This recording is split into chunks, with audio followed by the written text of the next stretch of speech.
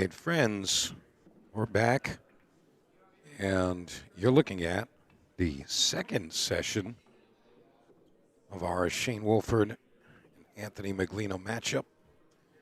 And if you're just joining us, I am Mike DeMarco from Ship to Cash. I'm here, the Omega Action Room, live at the Derby City Classic here in Elizabeth, Indiana.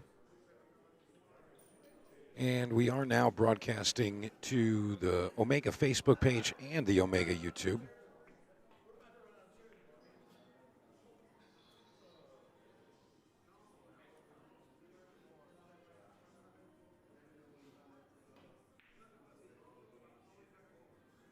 So I do have the chat up here. So if you do have anything to say, please go ahead and shout it out. And if you don't want to say anything, that's fine too. This is definitely one of the larger matches that we've seen. And I'm going to ask you guys to please hit the share button so we can get those numbers up, help support Omega Mike and these players, of course. What a nice shot there from Shane.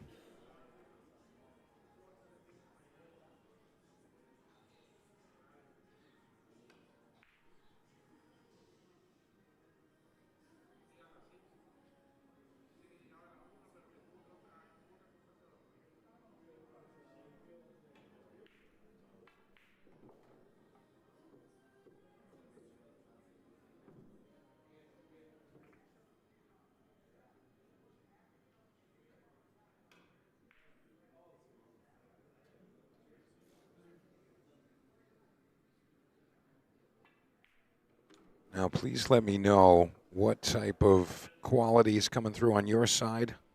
I am monitoring, but we are limited with our bandwidth over here. So if for some reason our feed gets jeopardized, we're going to can Facebook and go just to YouTube. And it looks like we're going to have to do that.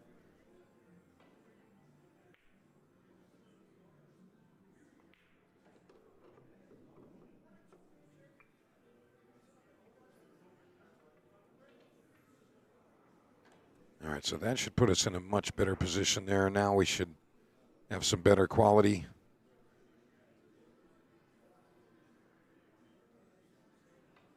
Yeah, sorry about that on the Facebook side.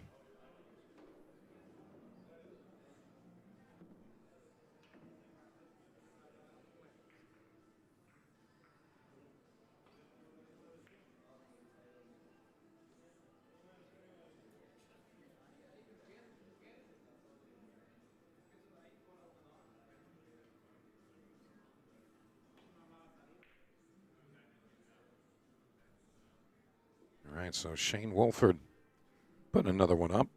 Got a 10-8 score right now.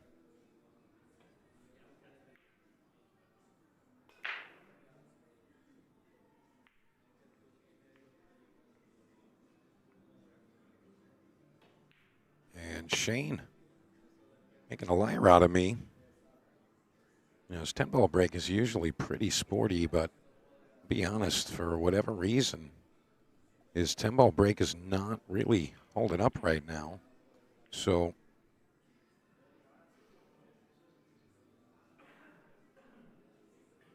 going to have to figure that out. I mean, there's still plenty of stuff left to see in this matchup.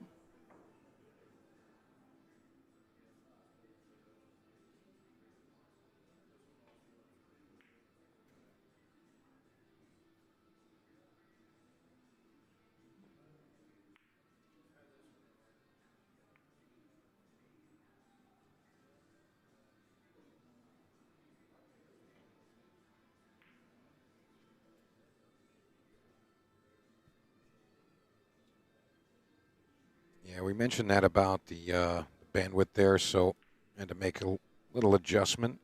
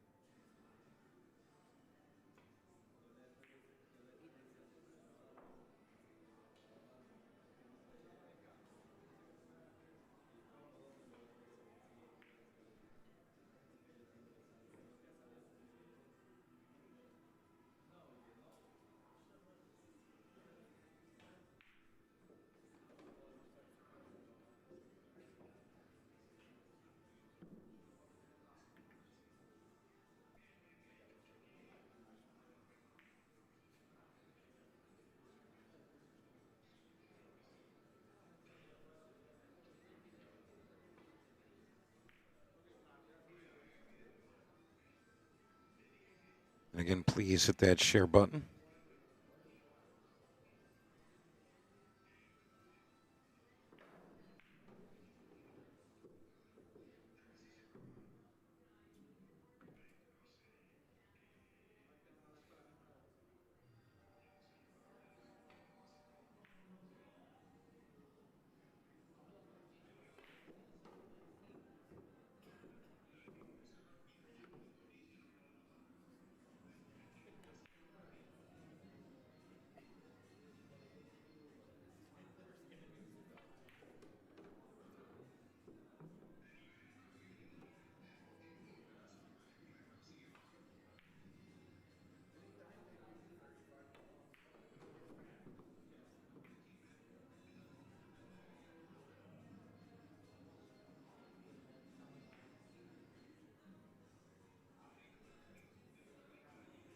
All right, that should be good right there.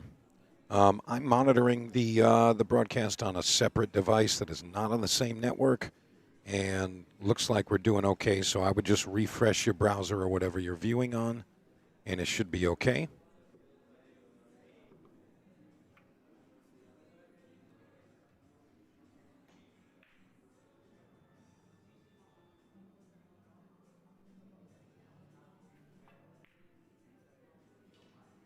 Very nice containing safety there from Wolford. Looks like a jacked up two-rail kick. Not sure if the one-railer would really do much here.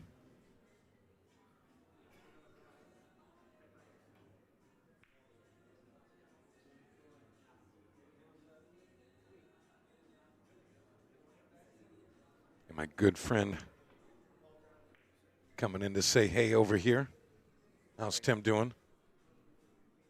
Tim Cornelio popping in. Going to have some fun with him later, I'm sure.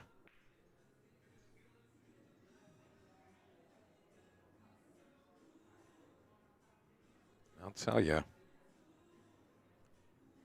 this match has not really shown either player to have truly an upper hand. It's kind of just been back and forth nonstop. But tell you what, one thing for sure, you know, Anthony surprised us with, you know, how his break was. You know, originally we were basically thinking that he wasn't going to really be the 10-ball breaker. But he's shown he's got something. All right. Got to sweat the scratch here. Only makes contact there. I guess it's better than ball in hand, but still not really ideal.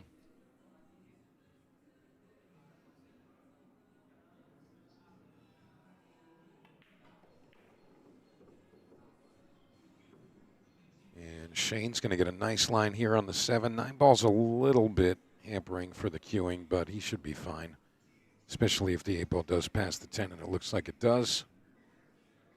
So Mr. Wolford, a little bit of a stretch.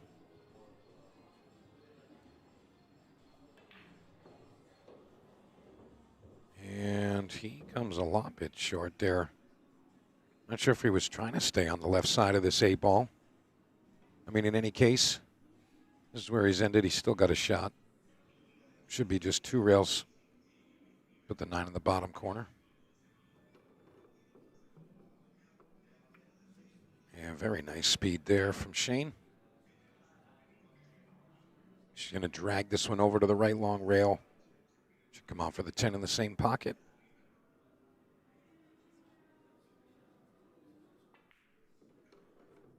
Nice shot there. See our buddy Mr. Julio Burgos in the background. And if that game that they're attempting to create over there does pop off, you better believe we're going to go live there.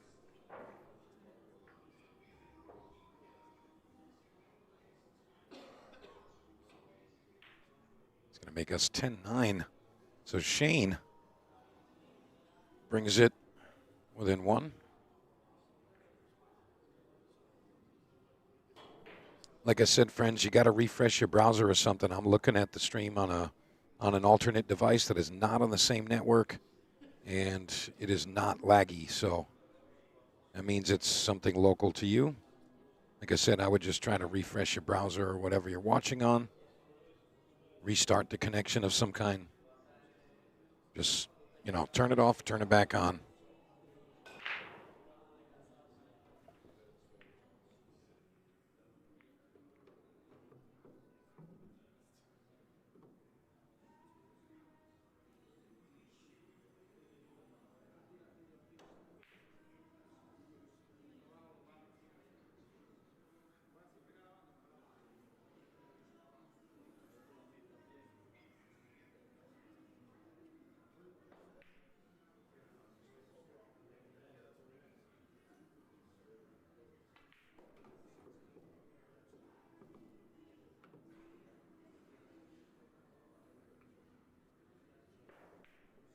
Now, that looked like a lot better of a break from Shane. Better than his previous few. He's been getting a lot of clusters right around the rack area. Mainly we saw the 3 and the 10 tie up a couple of times. And that right there, unexpected miss from Shane. And I'll be honest,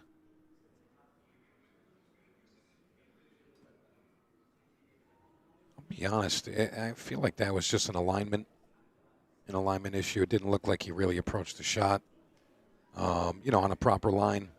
Just misjudged his perspective there, so not really the best effort there, but again, just a one-game match so far.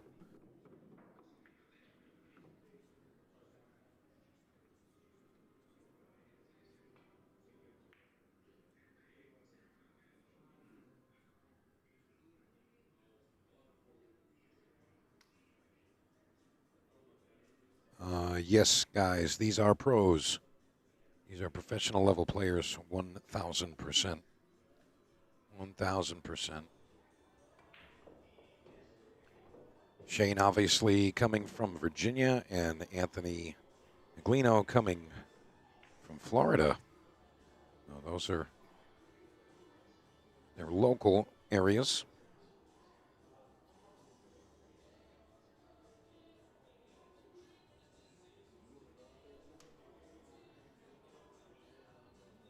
Thank you, Mr. Producer. Appreciate that. Yeah, I had simulcast going on. It's going to Facebook and to the YouTube, and I was just eating too much of my limited bandwidth. So once we cut the other feed, this one jumped right back in. Brought us right back to where we needed to be.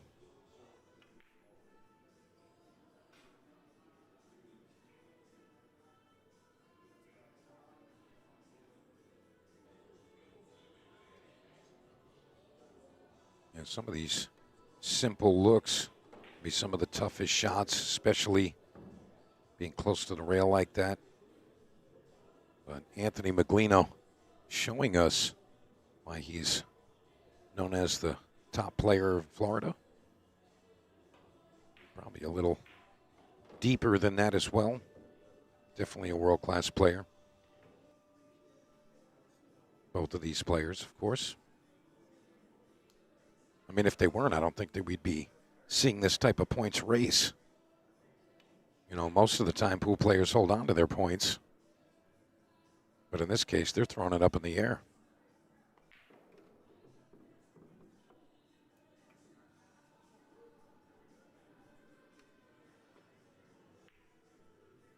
So if you look in the description, you can see what they are playing for, and there is currently over 216,000 points up for grabs in the middle of these two.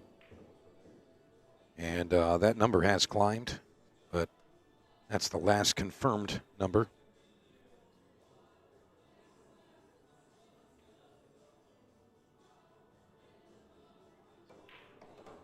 Nice finish there from Anthony Meglino. That's going to bring us to 9-11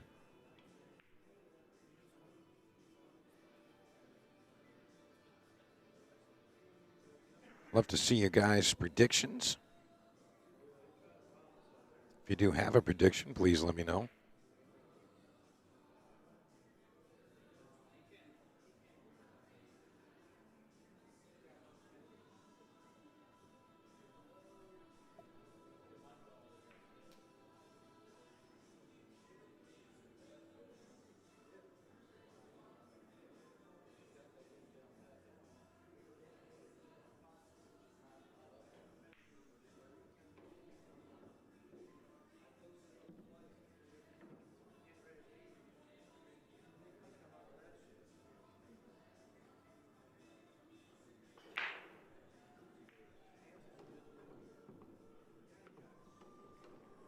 Look at that break. Unbelievable. That is a strong break right there, folks. Absolute monster break. If my friends in the chat want to help me out with the points thing, I mean, I'm pretty sure you can read between the lines.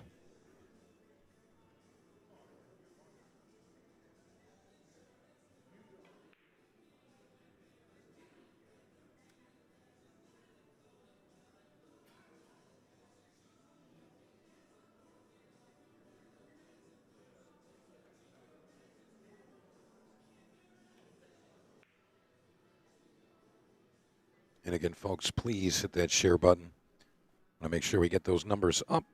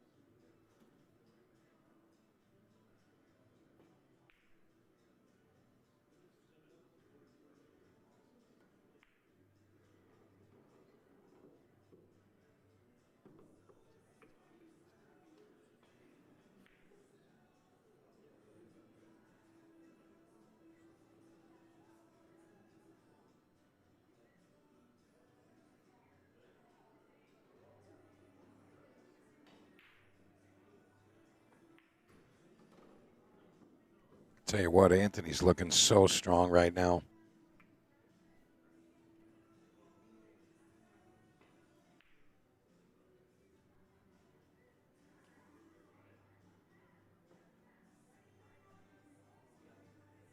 There was a couple of comments, earlier about his robotic nature. And tell you what, I don't hate it. I don't hate it.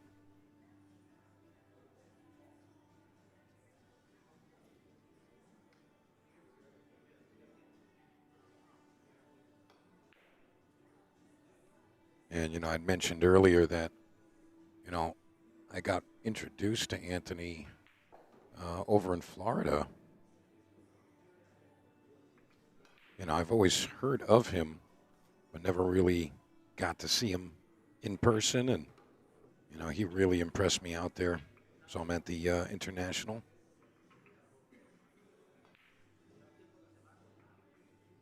Just a really solid player. Currently leading this one 12-9.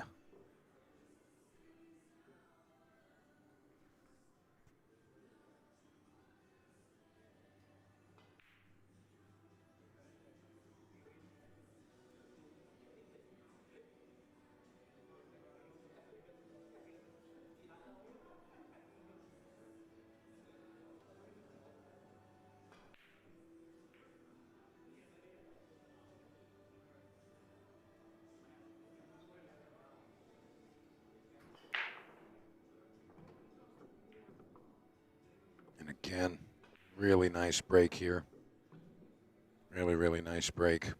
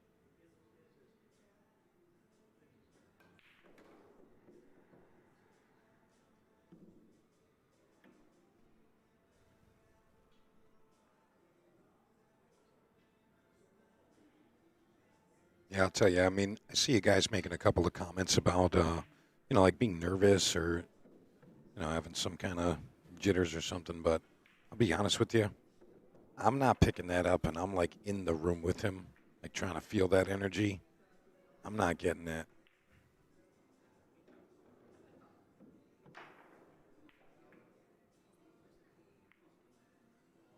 Oh, decent return.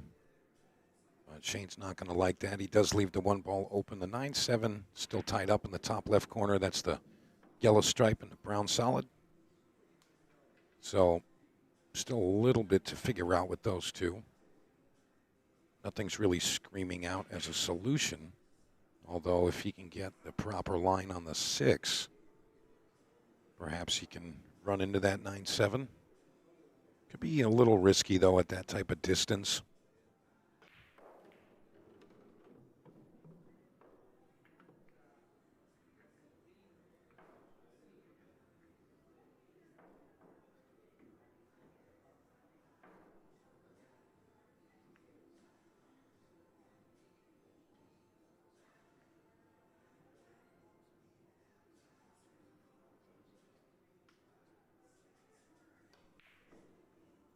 And again, if you are at Derby City Classic, you can come visit us.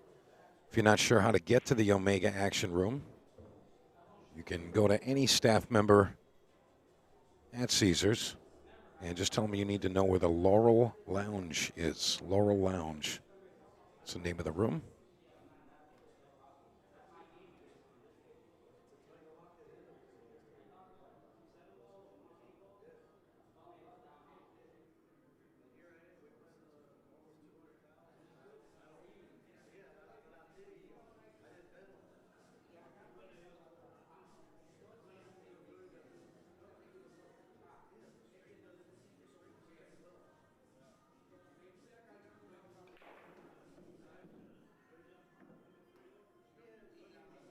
Yeah, you guys are saying all the right things there.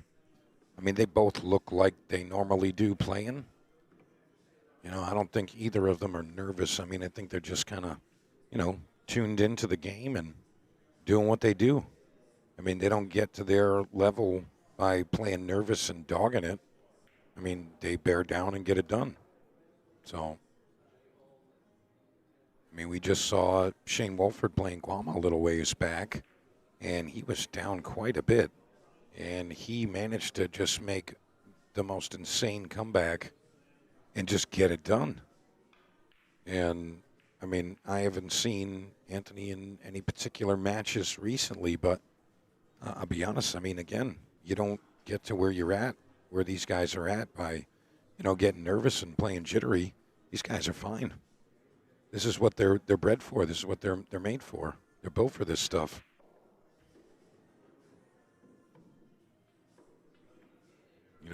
Their confidence level is usually pretty high up there.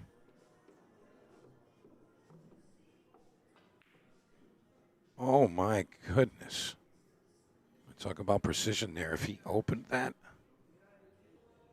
I don't know if he made it into the pocket, but I think he can get enough to slide behind the 9 and just kind of freeze it on it, just like that. What a wonderful shot there.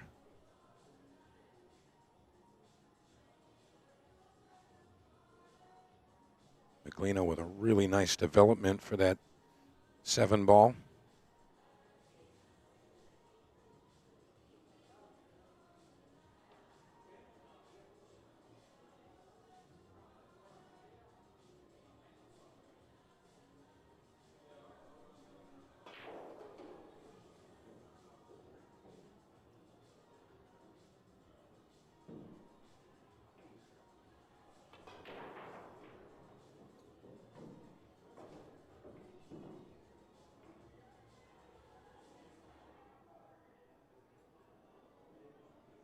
Unfortunately, Shane's going to offer the table back to Meglino.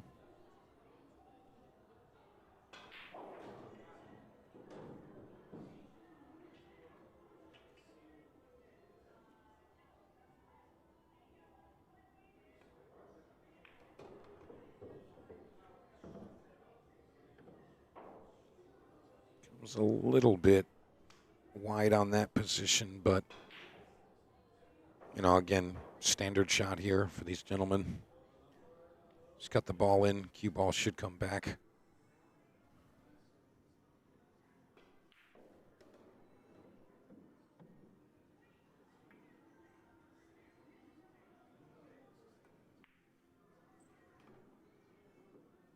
And, I see a comment regarding, like, pace of play and might be getting to Shane. I don't think that's the case. And to be honest, Anthony's not playing slow. There is no slow play here. He's deliberate, but he's not taking a long time. He's sub 30 seconds on most shots here.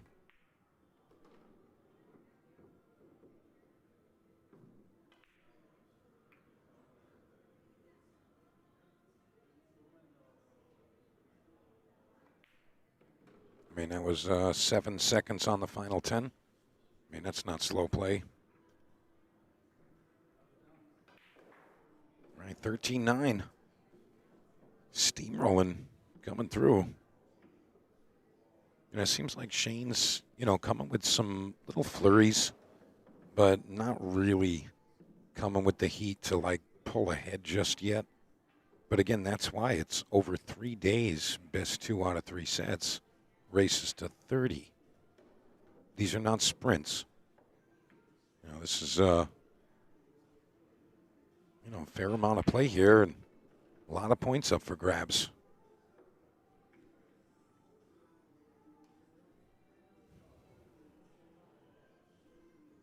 Yeah, there's definitely not any slow play going on here. This match is moving at a reasonable pace, and in some cases I feel like it's been actually pretty quick.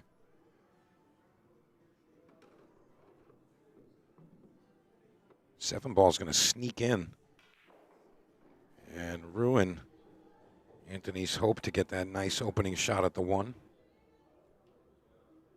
But if he does have the edge available, he might thin it, maybe try to come behind the 4-6. Not sure exactly how much of it he has. If not, he's going to have to kick it.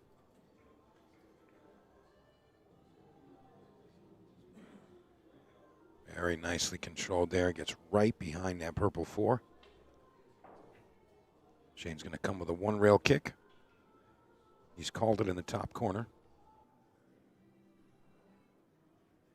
So it doesn't look like this is exactly natural. He's got to manipulate it just a hair.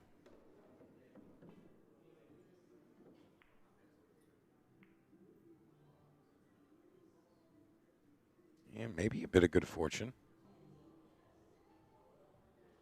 To be determined.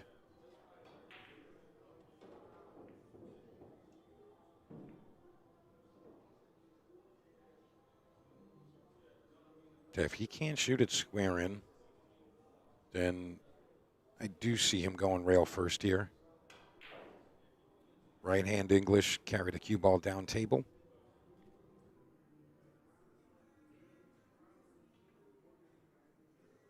Really not sure exactly how much of this he can see. I don't have a view right there. Yeah, he is going to go rail first. And again, if he can get some right English on the ball, that'll help.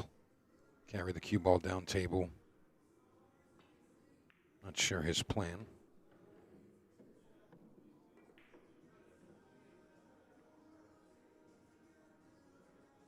Oh, really nice.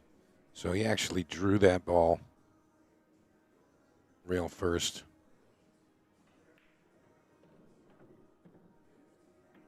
Really nice control.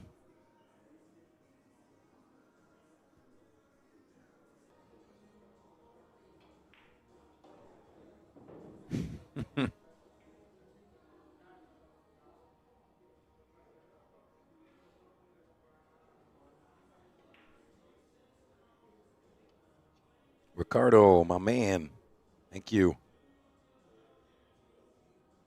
All right, Shane going to the air here. Needs this one ball to stall on this rail. And it does. Might have just paint here, but even if he can't thin this ball, I feel like he might still want to go to the air. Not sure how much he has.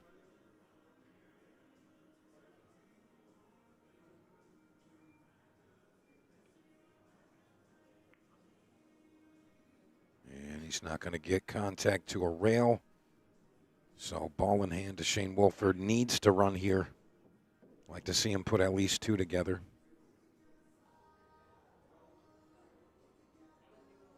And again, if you have the ability to be here, I mean, what are you guys waiting for? Let's go.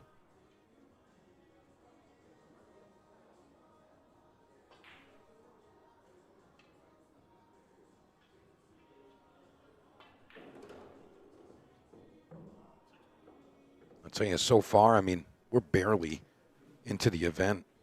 And, I mean, we don't finish till February 1st. So we're going to be here for quite a little bit. But, I mean, I'm really thoroughly enjoying this experience being here. And I do recommend coming and checking it out. Grab a couple of friends or be a pool hobo and just hit the road by yourself. Yeah, nice facility here. And really just another great pool event. And I'll tell you, I walked the entire casino looking at all of the areas with tables and whatnot, and got to be honest, this is the place to be. This is the room. This is the place.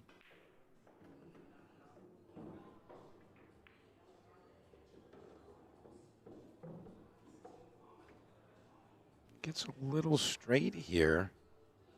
Might have just a little angle. Maybe he can force a stun. But other than that, I think if he can't, he might actually have to just accept the distance. I don't think he's... I mean, I guess he could draw underneath the 8-ball if he's that straight. And I think he might do that.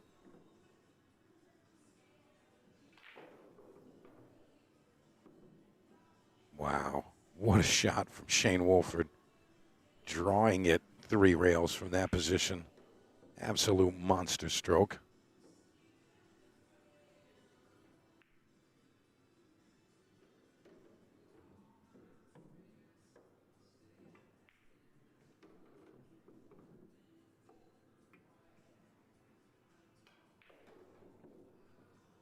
He leaves himself the angle. Right 9 to the top corner.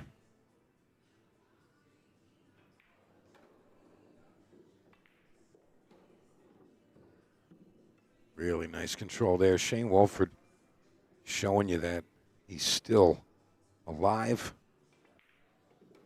very well. It's going to make it 13-10. And again, we're racing to 30 today. This is our second session. Both players had to play matches at some point.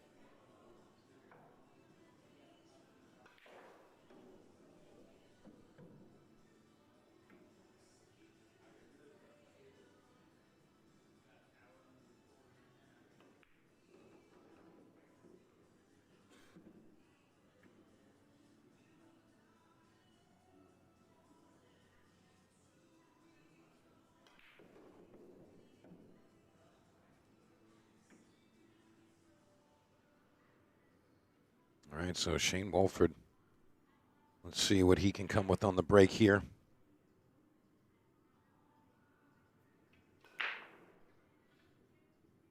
This is rack number 24. You see the break just not working for him right now. And I'm not really sure what that's about. I mean, Shane's got a great 10-ball break.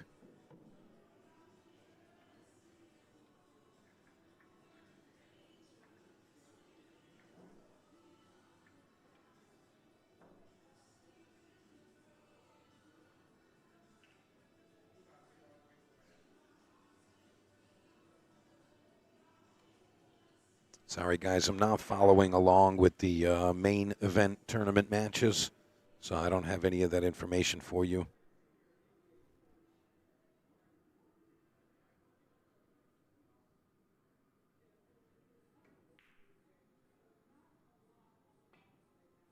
I mean, he hit that bank really well. Great shape there, but he's going to leave Mr. Wolford full view of that yellow one.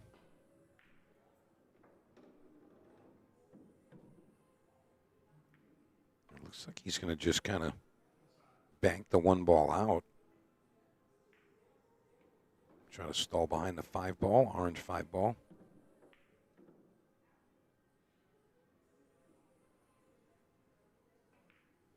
Pretty containing shot there. I think you either jump kick at this, or you can kick underneath where the 10 and the 8 is. And you got to kind of manipulate the cue ball a bit. It's not a natural line, but there is a way to get there.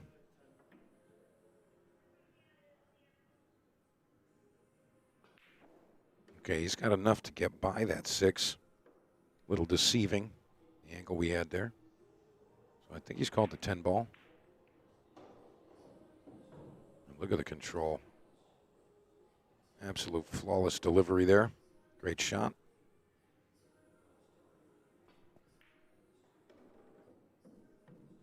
Yes, Wolford was just playing in the banks, which is what started today. And Anthony did the same.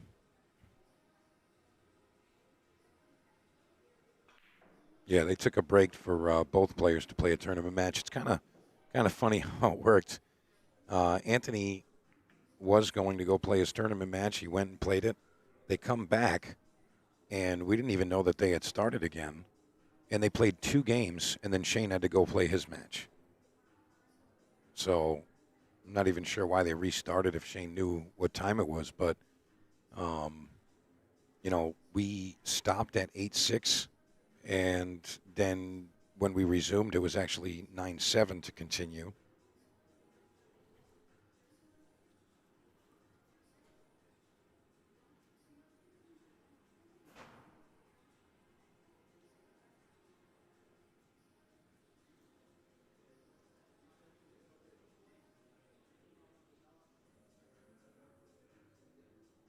All right, he's made the call. I think he might brush into that 9-3. Just to kind of float. Yeah, just like that. That was really the right play. And I think he hit it pretty well. I mean, ideally, he'd be straight in on this 2-ball, but he's got a path. He's got a path to be able to manage the cue ball and stay in line for that red 3 to the bottom right corner.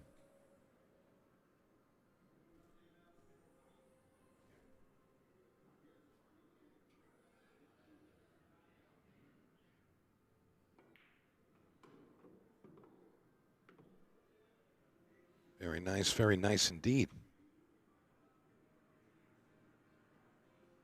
Yeah, there was a couple of jokes about that, like, hey, they got all these points up for grabs and they go play like, $150 tournament or something, and it's like, I mean, it's rare that you get access to this type of match, this caliber, but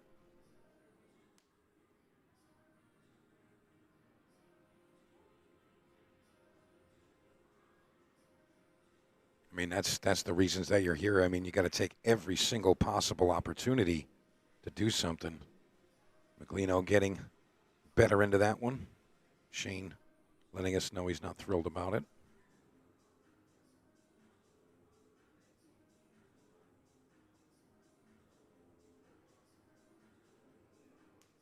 Sean Brooks.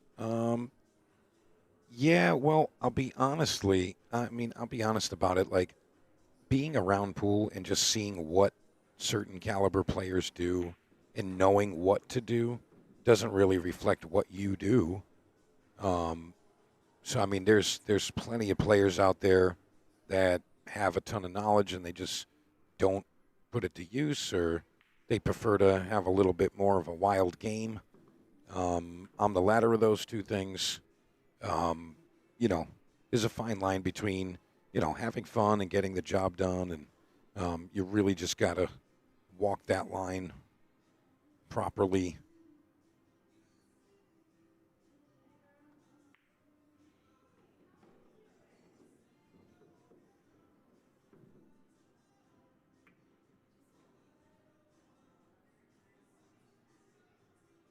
Yeah, these guys are like, these guys are soldiers on the table where, a lot of amateur players, even though they might have the knowledge, they just want to have fun and not really take it, as hard. And they can be a little more lighthearted about their game. And when they're in competition, play a little bit differently. And, that's fine. There's nothing wrong with that.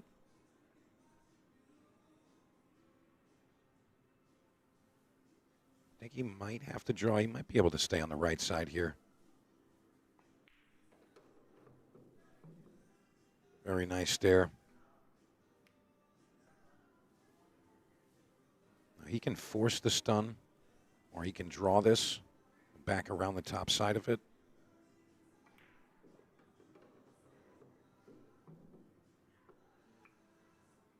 Very nice indeed. That's going to put him 14-10. That's going to be the largest gap that we've seen in this score line so far in the match. 4 games.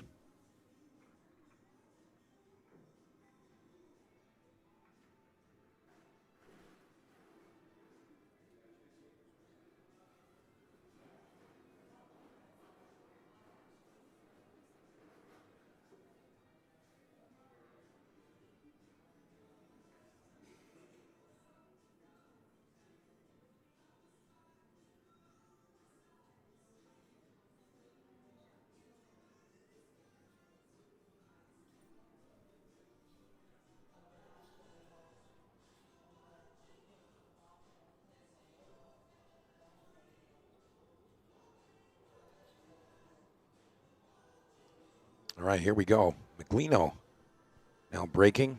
Again, it's 14-10. Scoreboard will update in a moment.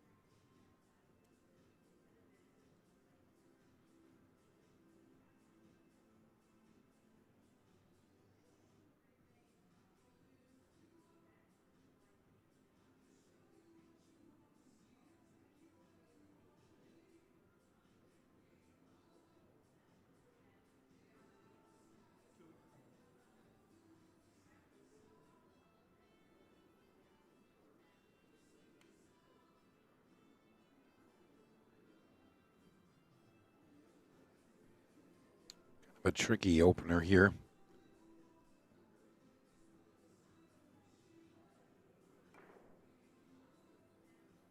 Yeah, that was always going to be tough. A valiant effort, but to no avail. All right, so Mr. Wolford going to have a chance to try to close this gap.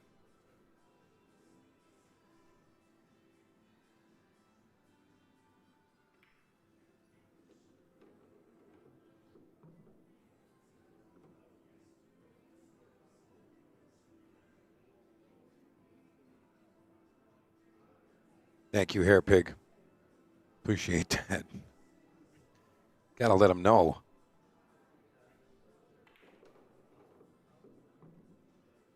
Yeah, and I mean, the more you get, involved and really deep into this pool family community, whatever you like to refer to it as, um, you know, references like points and things like that, and, all of that stuff. I mean, you're just going to know it secondhand. It's just going to be like second nature, rather. I mean, it really is a beautiful pool world that we have, and I planned on making a post earlier regarding this, but this is kind of a sentimental day for me. This is January 23rd, and this is actually the 10-year anniversary to the day for the first Ship to Cash event ever, and really happy to be where I'm at. Just loving pool and trying to do. I like to call it the Lord's work through pool, because sometimes it's like that. But really enjoying my experiences and met a lot of great people. So all you guys that have been supporting since day one, I really appreciate you guys, and definitely don't know how to put it into words to really express that, but thank you so much. And Shane Wolford looking to close rack 25 and put it at 14-11. And I'm not sure if they had this agreement, but I got to be honest, I'm thinking that they had the agreement that they cannot give the final ball. Like, they can't give each other a 10 ball. I'm not sure if that was a thing, but pretty sure with, the backer people, just everybody involved in the match, I'm pretty sure that that's going to be the case. Because I'll be honest, with the stakes that were in here, I don't think you should give anything. I don't care if it was hanging in the pocket.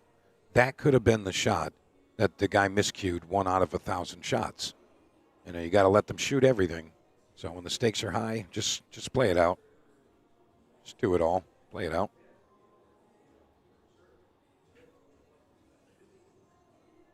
All right, here we go. Wolford breaking rack 26. Let's see how we look. Still not really getting the cue ball to pop either. Shane quite literally scratching his head at the situation, like, what's going on?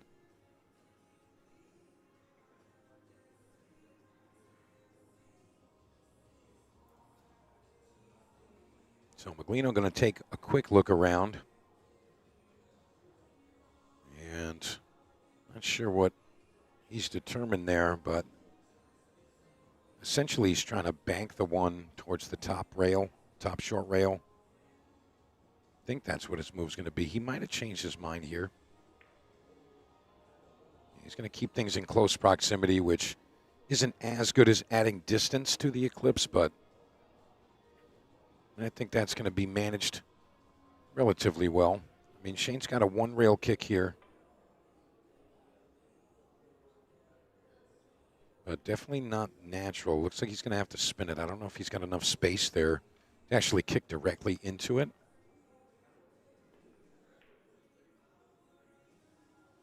So now it's just distance. You can see the whole ball.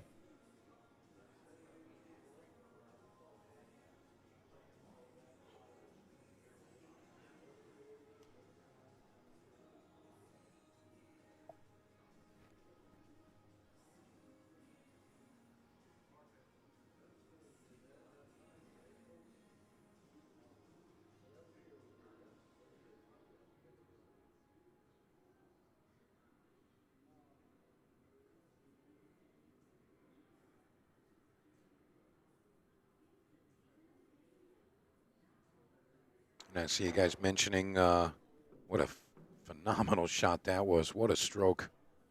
Anthony Meglino, absolute beast. I see you guys making some comments regarding, if you think Anthony, being a methodical style player, if he could make the switch to a faster paced format. And I don't know personally what he feels about that, but I will say this. I do know a fair amount of players that have a very slow, and I'm not calling Anthony slow. I don't think he's playing slow. So, but just someone that plays in that style, and when they do pick up the pace, I feel like their game gets elevated, as long as they don't take it like to an extreme. There's that always that the thought process. Hey, are we able to overthink things when we give ourselves that much time? And on occasion, that is the case. Um, but I think that players have a right to play at a reasonable pace that is comfortable for them. And depending on what type of game it is, that's what I feel like dictates what reasonable is. A minute a shot in 9-ball, that's too long. Maybe 45 seconds to a minute in one pocket, yeah, that's reasonable. Different format, different thought process. If we're playing 9-ball, paint by numbers, the shot's basically dictated. It's, hey, offense or defense, and these are your options. If it takes you more than a minute to figure that out, maybe you could try something else, try some pickleball. And I'm talking about, quality players. You're a beginner. It might take you forever to figure it out because, you're still not, really involved with the game and connected with the game.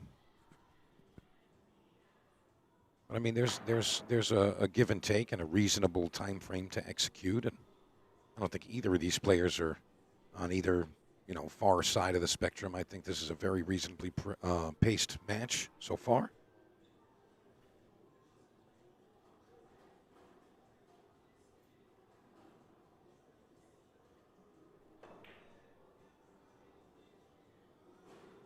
Yeah, Shane seems like he's had not the ideal amount of table time.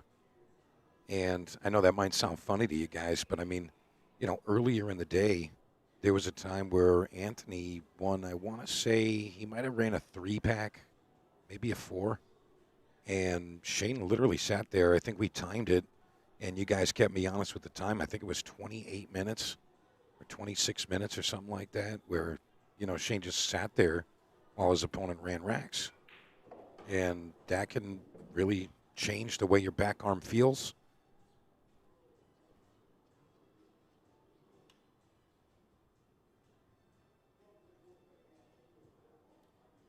Yeah, if you don't like this quality play that you're watching here, feel free to go watch something else. Thank you very much. Please and thank you. Thank you, Hairpig. Yeah, he ran a 4-pack from 2-2 to 6-2. Yeah, what a great performance. Really nice. Really nice.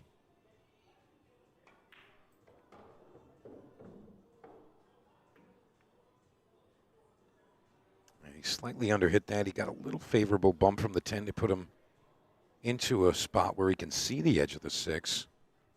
A lot of right-hand spin here. Got to counteract. The ball pulling the 6 towards that rail just because it is such a steep cut.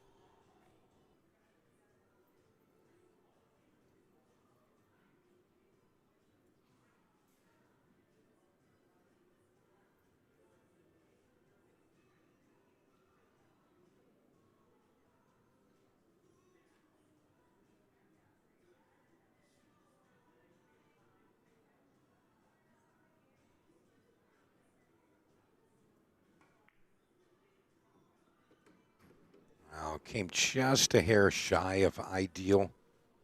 Kind of hit the point, bumped into the 8-ball. He wasn't trying to hit that, but it does work out for him.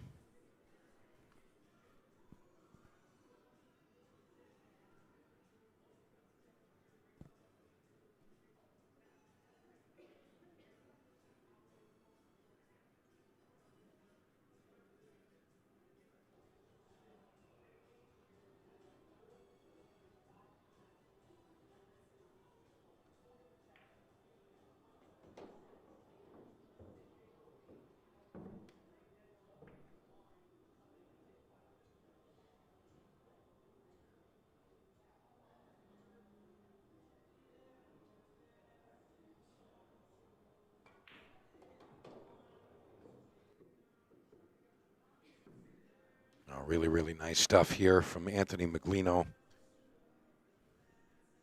also known as Florida's Best.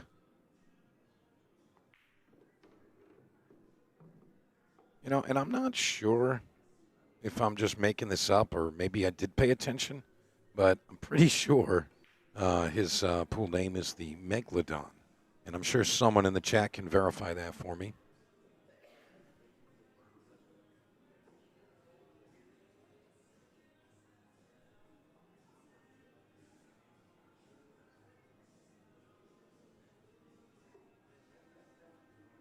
All right, so another one on the board for Meglino. It's going to make it 15-11 in favor of the man from Florida.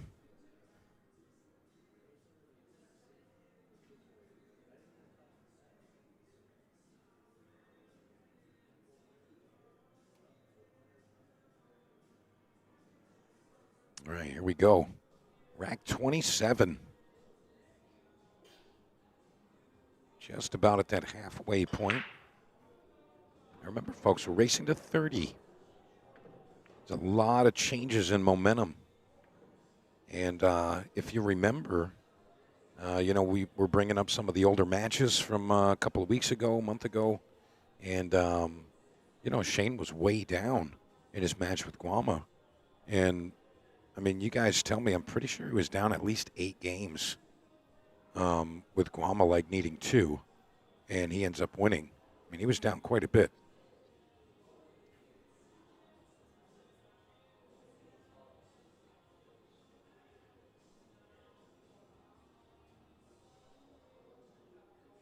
And just for the record, if you're negative, I'm not going to talk about you or to you. You can just sit there and talk to yourself. Thank you very much. Please and thank you. Nice speed there. Just barely avoiding that 7 ball.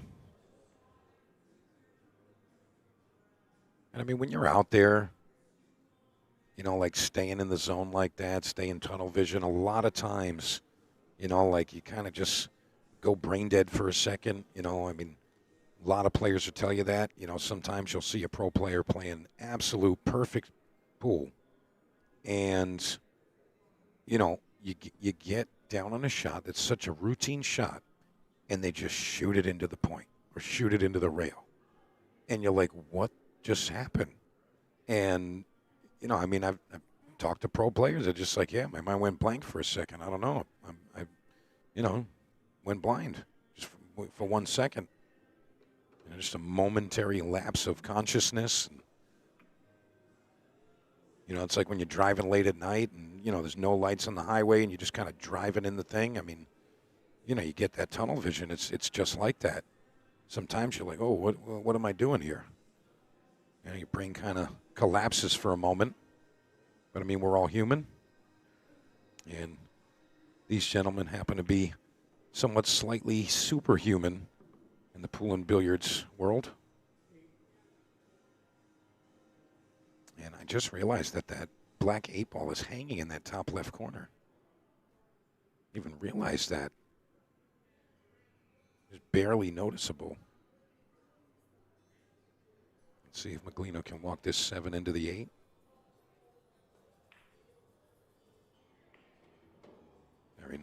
Very nice indeed.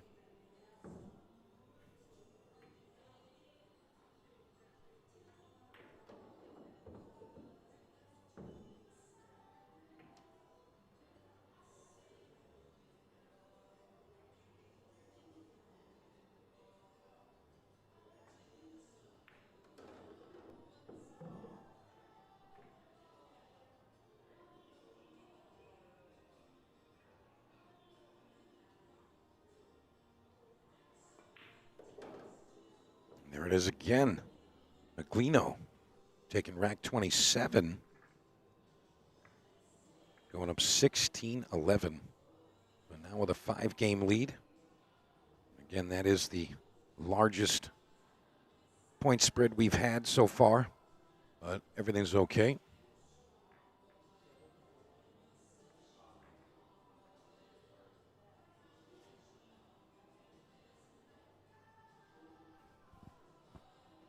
All right, moving right along.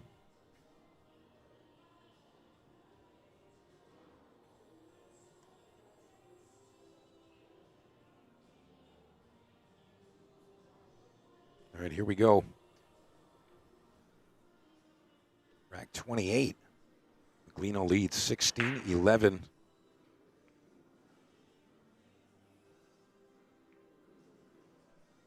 And that's going to be the first dry break from Anthony we've seen in a little bit. He's actually been having some quality results on the break.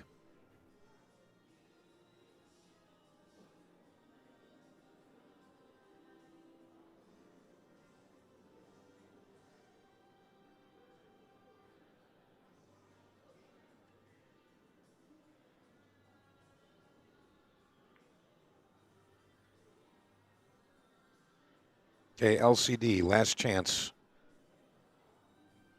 Keep it positive or see you later, bud.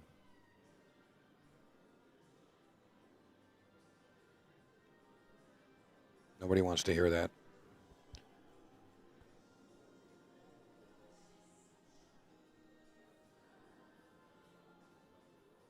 All right, just a sliver of the one available here. It looks like he might actually push here. No, he can't push here.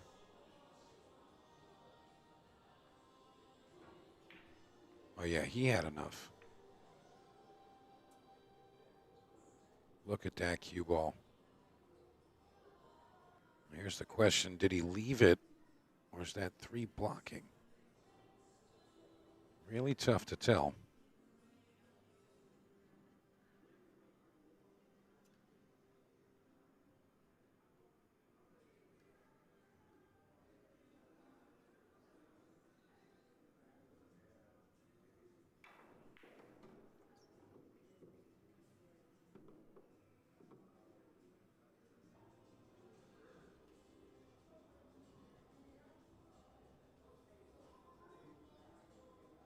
Really nice opener from Shane Wolford there.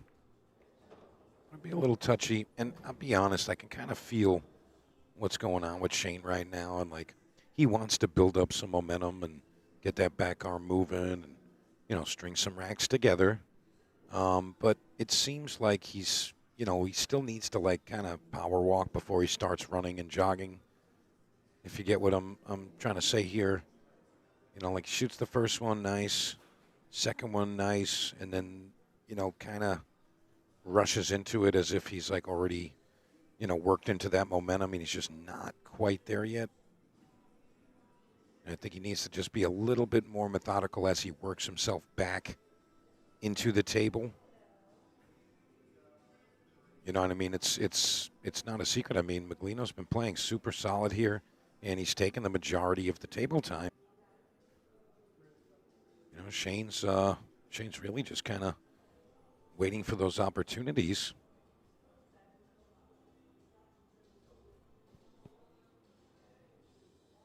So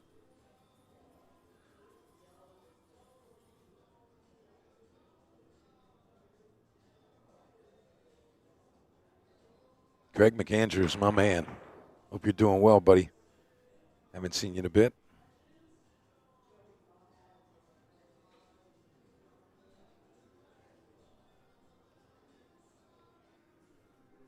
Right here, this is exactly what Shane Wolford was looking for.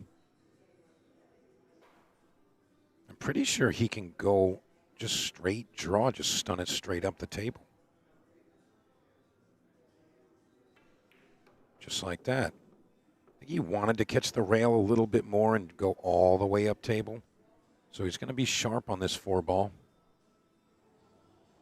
I tell you, if the 4-ball's frozen, the purple 4, if it's frozen, heavy favorite to make this.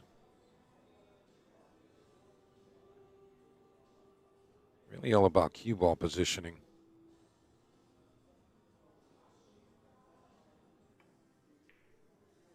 And he says, I'm not taking a chance, Mike. Just going to go ahead and bank it down table and see what Anthony can come with. And, I'm not sure what rules they decided if early 10s were okay. I don't remember seeing an early 10, but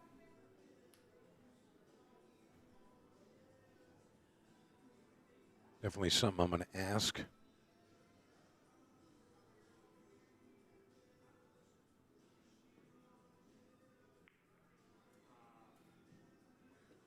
And Anthony not going to be happy about that. I'll tell you what, after those last couple of shots, definitely what Shane was looking for. And it seems like, these are the things that are the recipe for those momentum shifts where, next thing you know, Shane's up and it's, 22-19 or something like that. That's how the game's played.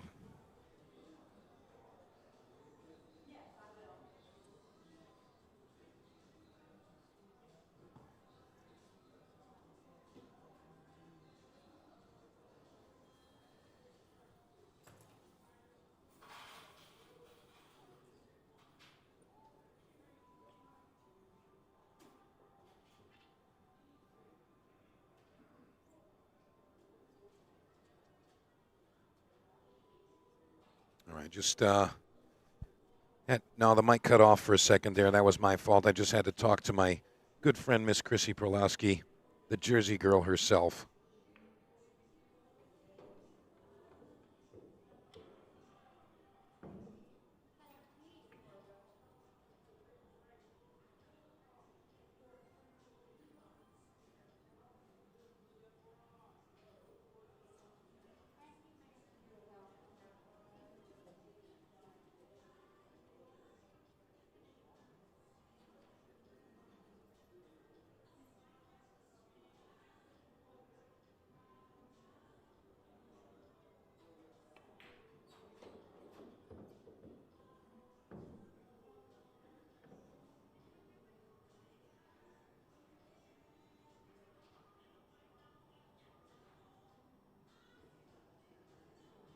All right, Shane looking a lot better right now. Is exactly what he needs. Right between the 8-9. Perfect. Very nice.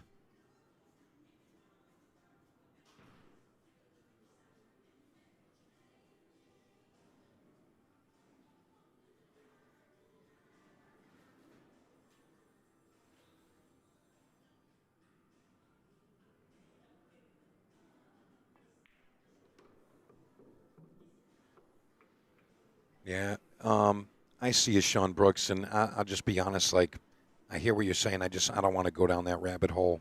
I don't want to make it about those things, and I also don't want to like lightly touch on it either. I'm just going to stay away from that one. But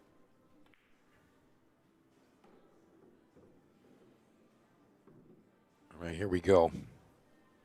Wolford to get to 12. There it is. All right, 16-12 now. Shane closes the gap slightly. Just slightly.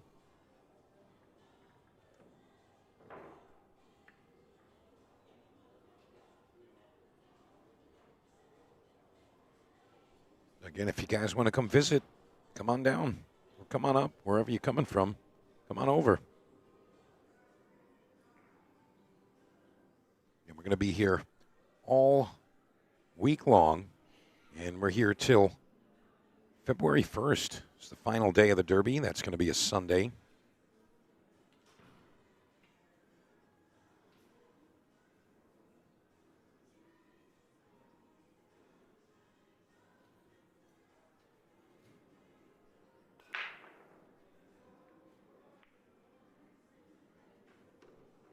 Yeah, that's a much better break there. It doesn't look like he's going to get good fortune, though. He's not going to see the one ball. And that's tough. I mean, he's definitely struggled with the break for a little while now, but he finally hits the ball really good, gets a nice break, and 6 ball kind of comes and ruins his rack 29.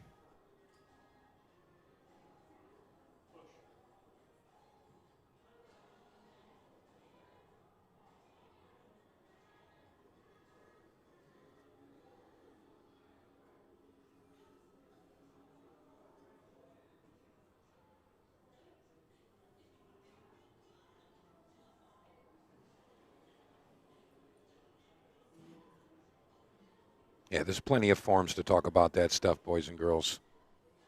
Right now we're here for Shane Wolford and Anthony Meglino. Or you can just come down here and talk about it in the room, but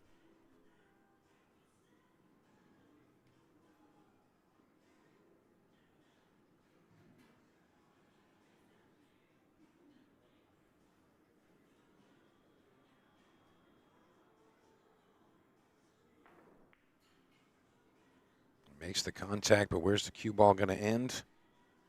I don't want to say that's 100% sellout, but more than likely open shot, instant death. That's usually the case. Usually. But I mean, the situation that we're in, the stakes here, I mean, anything can happen quite literally. And I mean that. I mean, anything can happen. A player can just come with the super speed. A player could fall apart.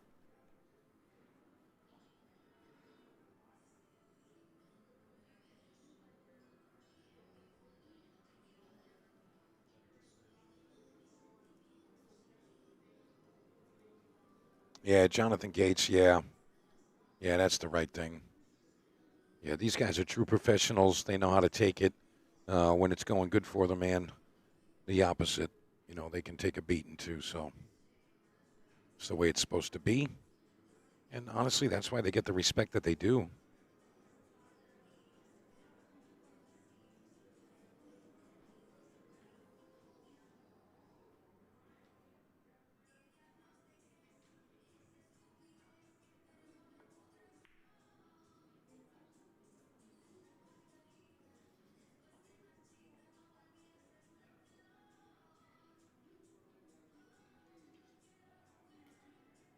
All right. Here we go. Shane Wolford going to the air.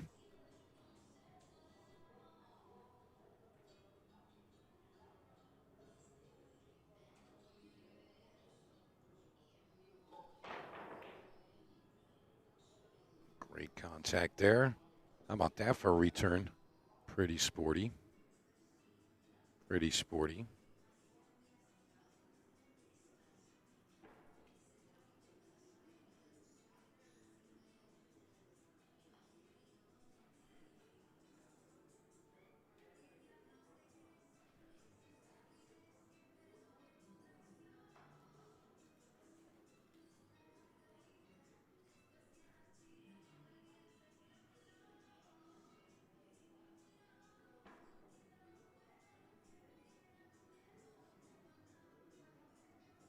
There's definitely a touchy one here. I mean, it looks like he has most of the one ball to see.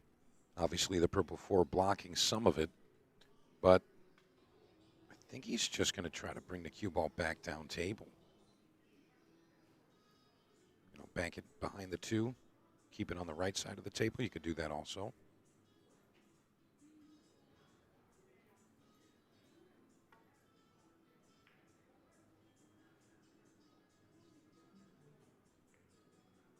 Really tricky shot there. I mean, he leaves the one ball open, so Shane's going to show you his skills shooting over a ball. He's got the left side of the cue ball, so it's not too bad. Not too bad.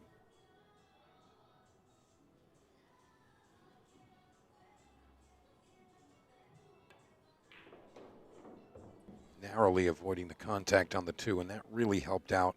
If he had brushed that two ball even slightly and put it back on top of the five, that would have delayed things. Shane needs some momentum right now. And you can kind of feel it coming a little bit. I can kind of feel it coming. He's kind of trying to, push that pep in his step and really come with some extra.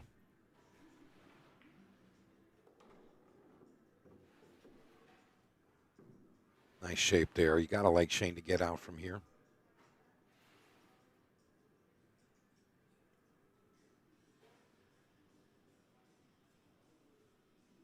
All right, LCD, peace. See you later, bud. Tried to be helpful. No more.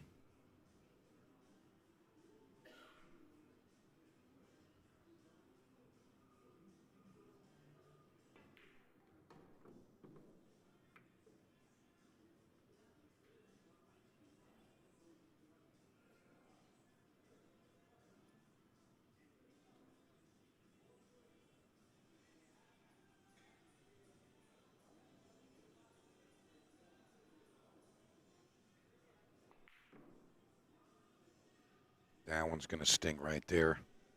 Really going to sting. That is not what Shane needed at that point. And honestly, I don't know this, but for some reason I feel like Shane might be a bit tired. I mean, he's put in a lot of work as far as, like preparation. He's been coming in here from time to time and getting on the table, practicing the breaks, shooting the shots, and it's just, something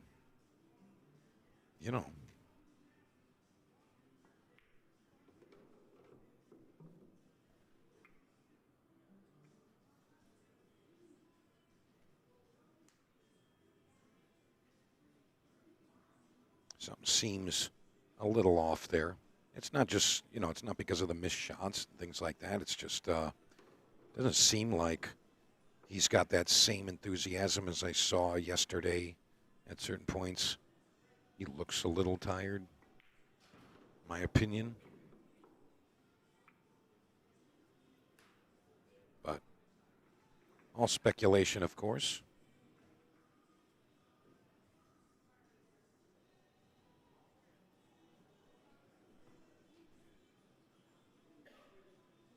But you can't fault Mr. Meglino for, cleaning up the scraps.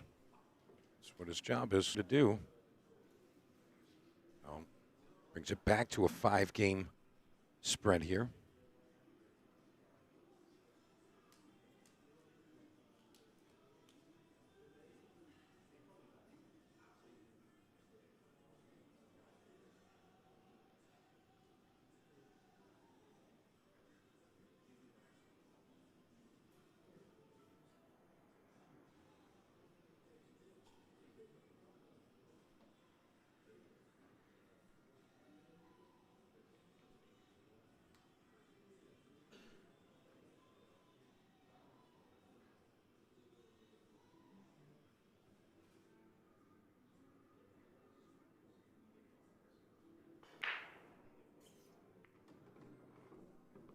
Cue ball goes right into the drink.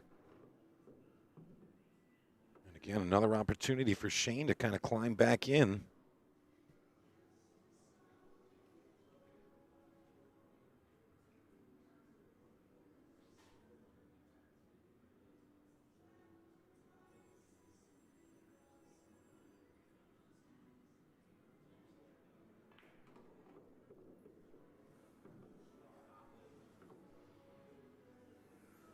Yeah, Shane's definitely trying to, I don't know how to say this, it looks like he's trying to wake up in a way.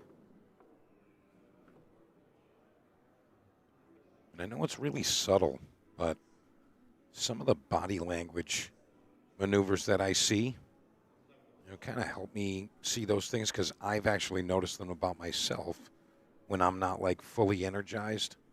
I notice that when a player rounds the corner of a table, they actually put their hand on the table almost like a rest. And maybe not every time, but it's definitely a telltale sign, and you'll notice those things. When just walking around the table, you're subconsciously kind of resting as you turn the corner, and that's telling me that you're fatigued.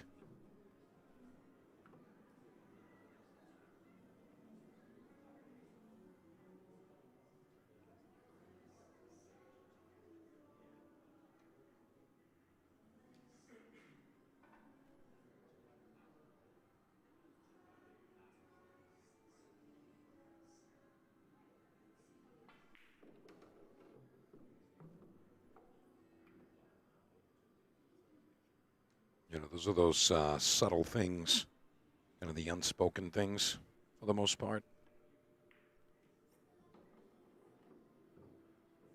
I have this, I don't know how to say it, it's just this ability to pick up on everything. I'm the most observant person in the world, and I can't turn it off.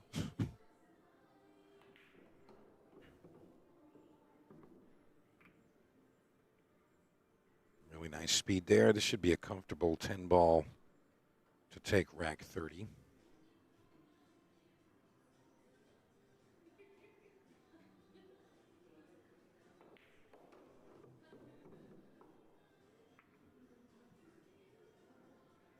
All right, 17-13. Moving right along.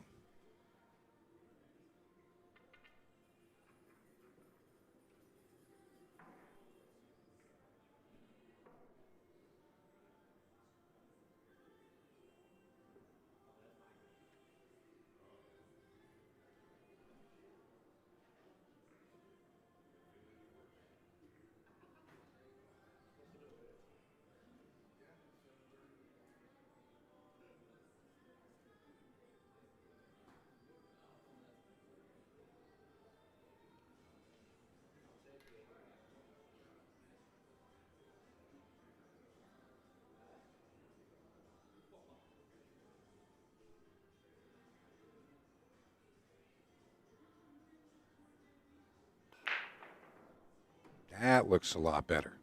That's the type of break that we're looking for. And Shane showing a bit of frustration there. A quick tap on the table.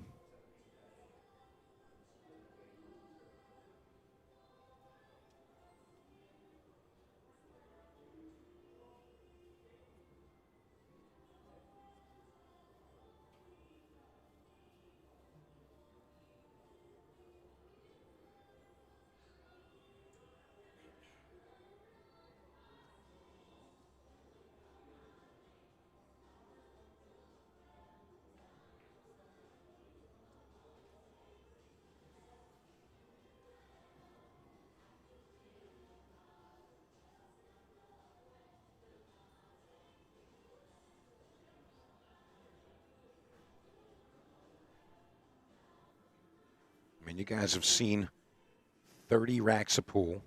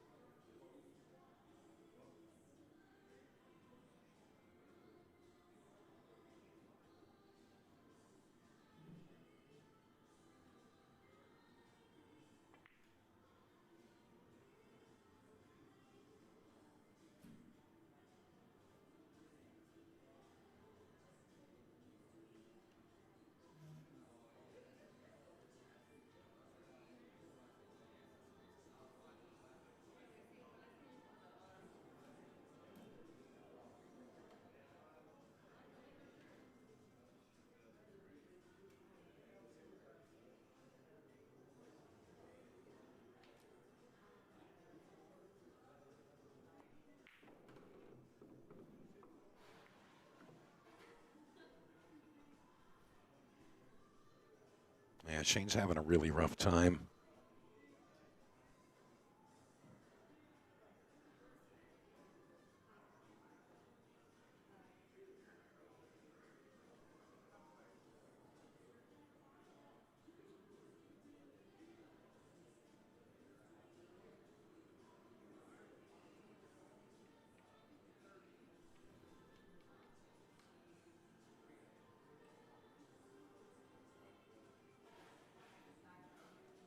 All right.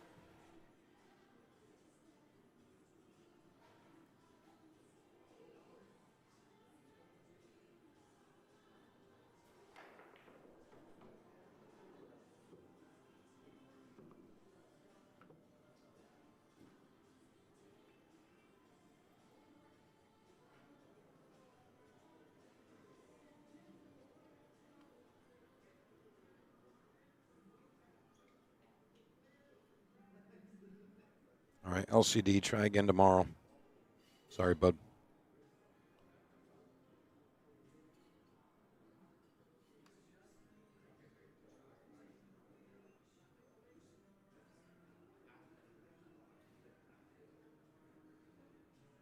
Yeah, well, LCD is definitely gone now. So he can try again tomorrow, or she, whoever it is. But we don't like that stuff. It's not that difficult to be a good human, folks. Really isn't. And if it is, talk to somebody. Know all about it. All right. right, Shane back at the table now. Again, really just trying to build some momentum.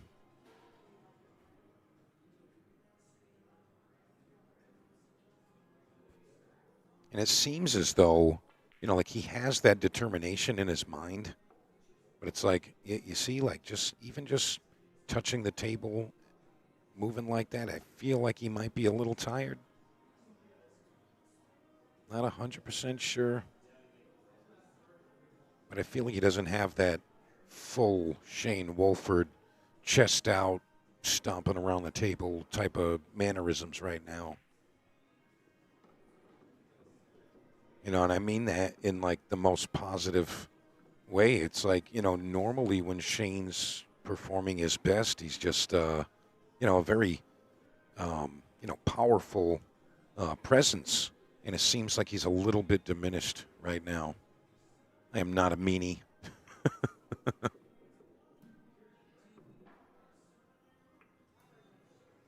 I am not a meanie.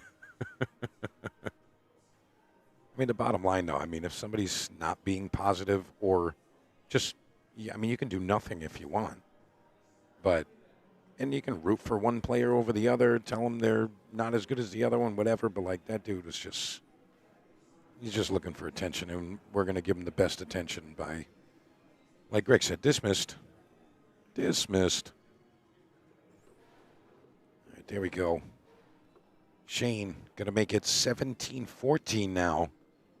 All right, boys and girls, what's the predictions looking like? 30-some-odd racks of pool. What are we looking like? What are we thinking here?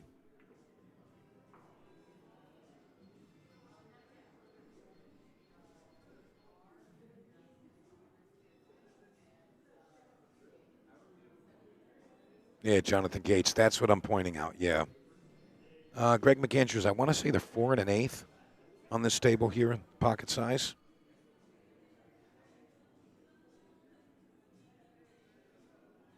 Yeah, I see. He says, of course, he's a lot tired. Everyone is. Yeah. I'll be honest, though. If you know that you got this kind of match going on, I'm doing everything in my power to try to not be tired when I go play. Because there's nothing worse than being like so mentally excited about something and your body's just like, nah, dude, it's not happening. Sorry, not today, pal. And it happens. Happens all the time. And if you've ever been in that state, I'm sure you girls can resonate with that. Will Ailey, oh, man, how you doing, bro?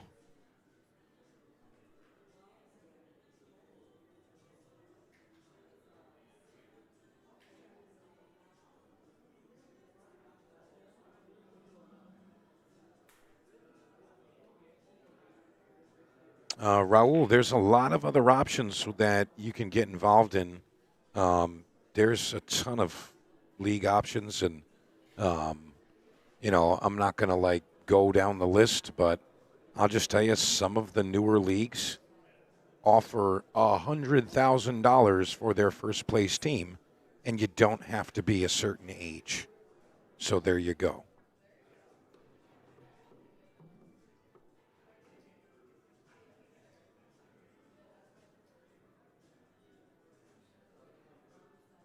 Yeah, Greg, I'm totally getting you there. It's like, what's the impasse? What's the mental block as far as allowing that break to work out the way that it normally would for him? Shane Wolford's always had a super strong 10-ball break. But he's just constantly just trailing right now.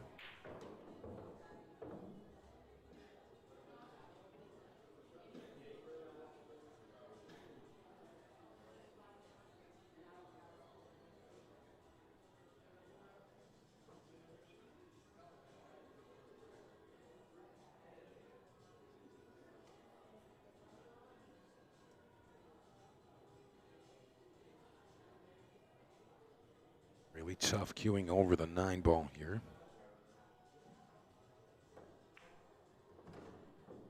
It really does have such a unique stroke to him. Mr. Meglino.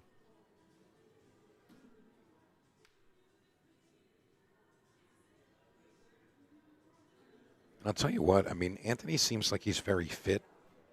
Like he's not, he's not kind of a sloppy looking guy. He looks like, he either runs or goes to the gym or just has an unbelievable, high metabolism. But he does look like, he's a fit guy. And that does come into play in action when you play super long matches. Maybe not something like race to 15 or less. Maybe it doesn't come into play, but, you know, got to always look at, the physicality of the human that's performing for us. And, I always like to bring up Alex Pagulayan. If you put him in a match with literally anyone on the planet and it's like forever, like you got to bet on Alex or a guy like Levan.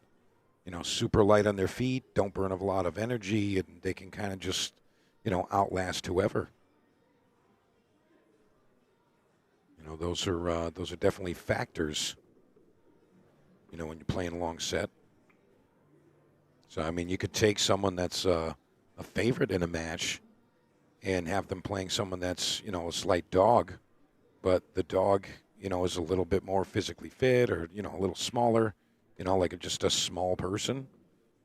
If they're able to burn less energy and last longer, then the guy that was a slight dog becomes a slight favorite, just based on the length of the match, and the physical, ask of the match.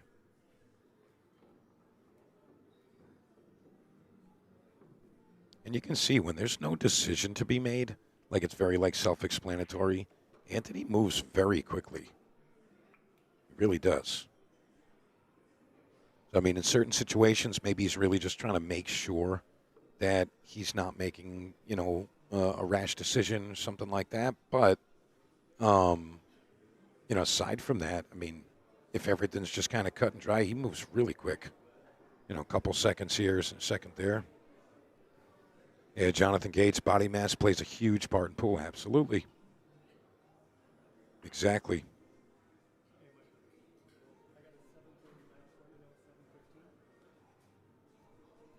So 7:30 match for Anthony. So when it's 7:15, we're going to be taking a break, whatever rack we're in at that point.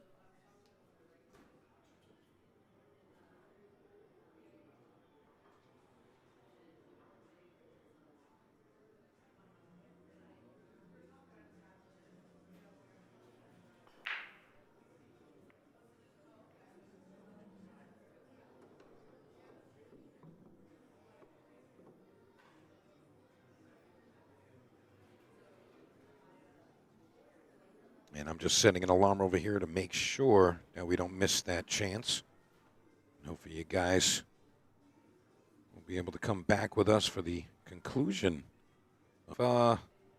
If we even need to come back to that, I mean, that's a little over an hour from now. And, I mean, Anthony needs 12. He needs 12 to win day one. Can he win 12 games in an hour? Definitely. If Shane's fighting him the whole time, probably not. But I mean, it's definitely possible. Definitely possible.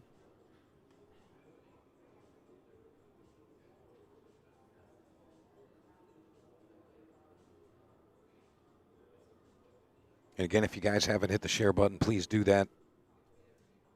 Let's let everybody enjoy these matches and help support the sponsors. And, of course, Omega Mike himself for allowing these things to happen, making it happen. For my New Yorkers out there, 16 just walked in the room. How about that?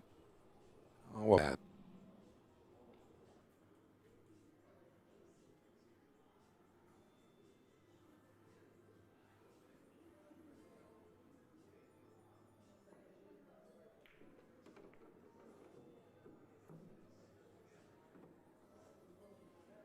What's up, Drew? I see you, bro. Any insight you can give us on this gentleman? I'm pretty sure you guys are both in the same area, close to it. Not sure if you had any other experience with Mr. Meglino.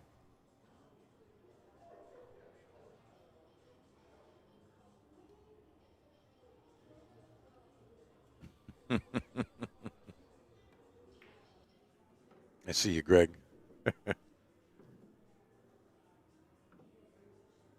And looks like Anthony's going to overrun this one. And those are those situations where like the momentum gets ahead of you, and you kind of like I was talking about earlier, getting into the tunnel vision type of mindset, and you just kind of go blank for a moment. But right now, looks like he's got enough to do the cross corner bank. To be honest, it looks like he's going to have to spin this one. I can't really tell how much of the ball he has.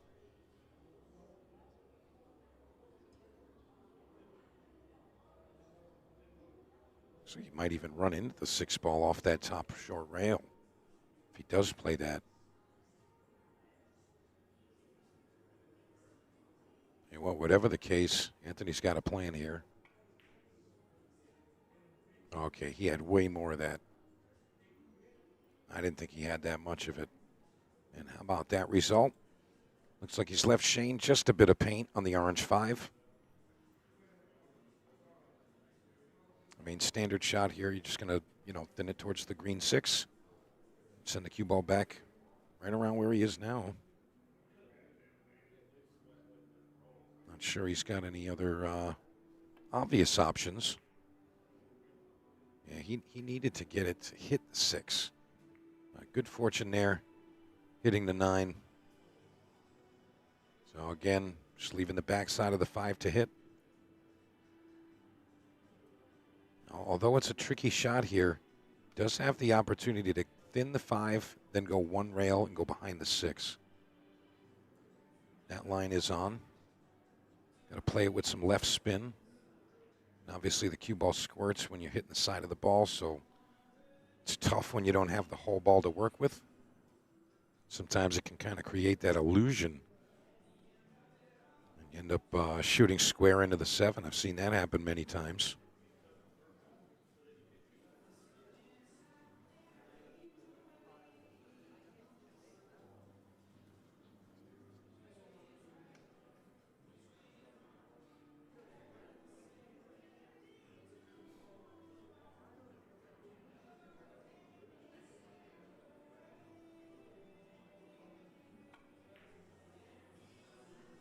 Wow, what a swing. What a swing. And not a terrible result, all things considered.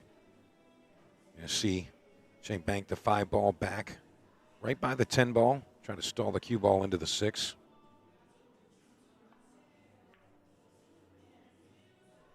He's just going to stay behind the 7. That's okay.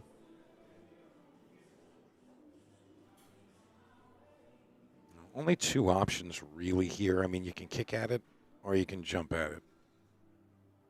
And Anthony's kind of weighing his options on what, plan B would be if the shot doesn't actually happen. So he calls the bottom left corner. So he's going to go at this one 2 rails. Right long rail, bottom short rail. And he's going to try to get the cue ball to float back up table. Right off the edge of that 5.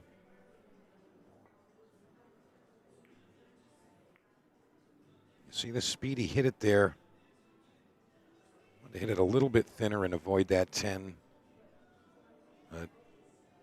Shane possibly looking at a return. I don't know if he likes to take this on here. I mean, maybe because he's trailing a couple of games, maybe he wants to, but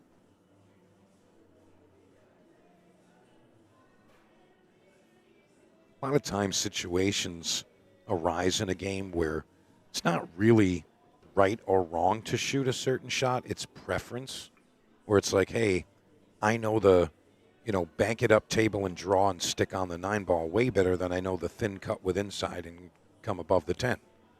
There's a player preference there, so it's not always going to be exactly the same for, hey, that was the perfect shot there. If you're not comfortable with a shot, you definitely shouldn't shoot it. 1,000%. Yeah, that's right, folks. Race to 30. Best 2 out of 3 sets. And it's going to happen over 3 days if we do get to that point. If someone were to win 2 sessions straight, then obviously it would be concluded. That would be the end of it. Shane looked like he was a little nervous about that cue ball to the side pocket, but it doesn't go. Good speed. No, these are the outs that you have to expect the player to get out.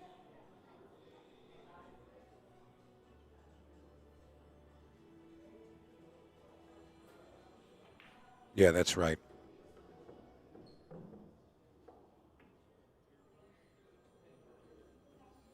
And we don't want to leave the broadcast sending out, just blank table or a bunch of practice, before a lighter match or something. So, we do turn off the broadcast when the players are not actually competing. So, again, in just about an hour from now, Anthony does have to go play a match. So, if we're not concluded to 30 at that point, then that's what it's going to be. We're going to have to come back and finish it up.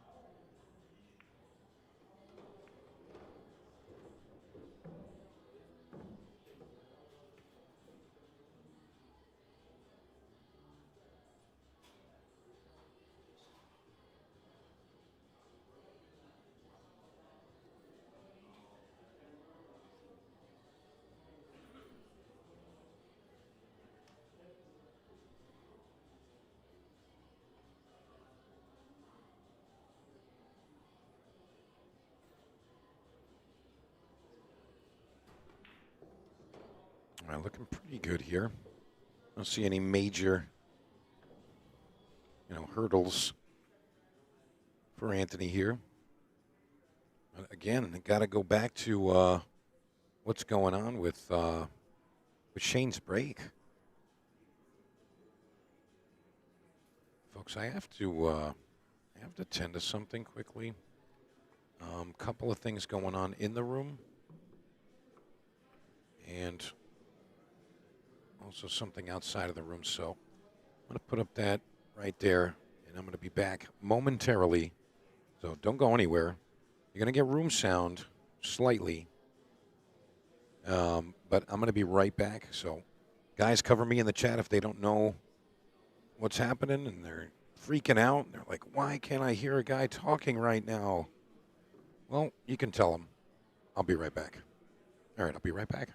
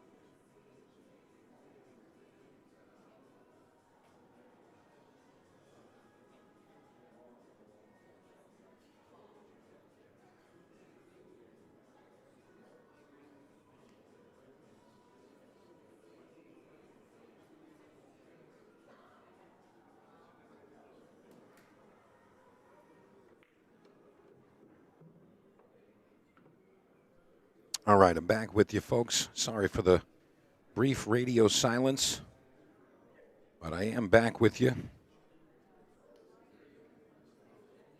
Couple of changes going on there, but Anthony's still staying out in front. Still staying out in front.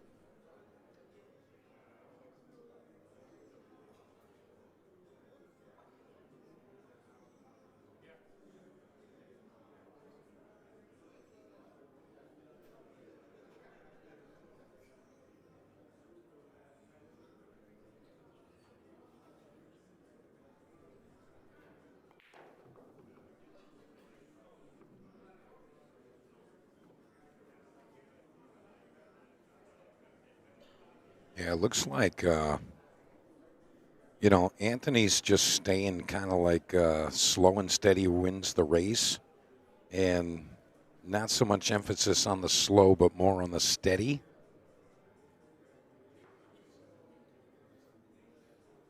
It seems as though he's just, he's just very, very consistent and staying out ahead. And, I mean, right now, 5-game lead. 5-game lead. And again, we've got just about a half hour remaining in this session. Anthony is going to have to go play his tournament match. And, these guys agreed on these things. And, again, I know, the stakes and all that stuff is very high here. But you got to get as many points as you can when you're in a position like this. And who knows what their end of it is.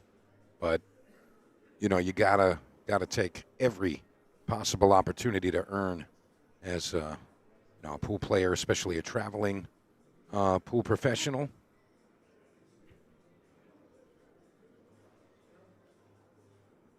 Johnny Nineball in the chat. It's in the description. We got 216,000 points in the middle, and it's actually a little more than that at this point, but that was the last confirmed amount, so that's what we're going to keep there.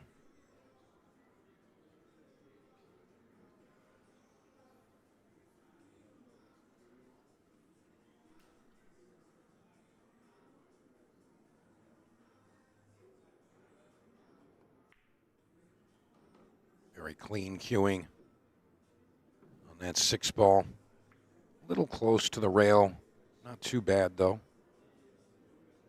And depending on the angle he's got here, it looks like his angle is slightly down table. Mostly straight, though. Not sure if he's going to have to dig or not. If his angle was away from the 8-ball a little, he would just be able to float it in. But it looks like he's going to dig just a hair.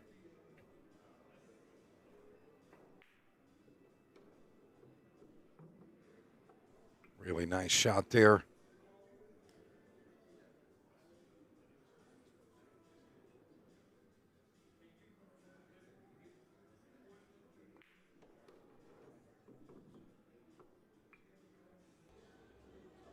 Meglino just 2 shots away from the largest lead in the match thus far, which would be 6 games.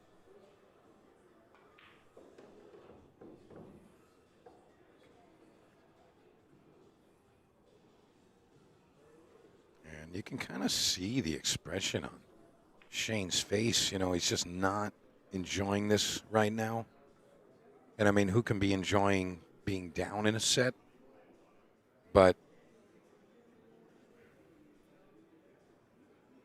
things are going to fall the way they're going to fall. All right, 16-22 is the score currently.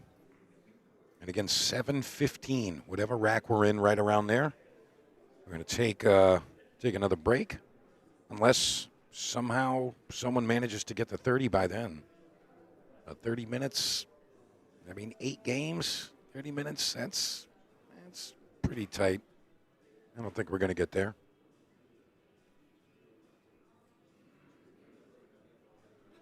Yeah, I wouldn't necessarily call it a clinic, Greg, but, he's definitely doing some stuff here. Definitely showing some speed.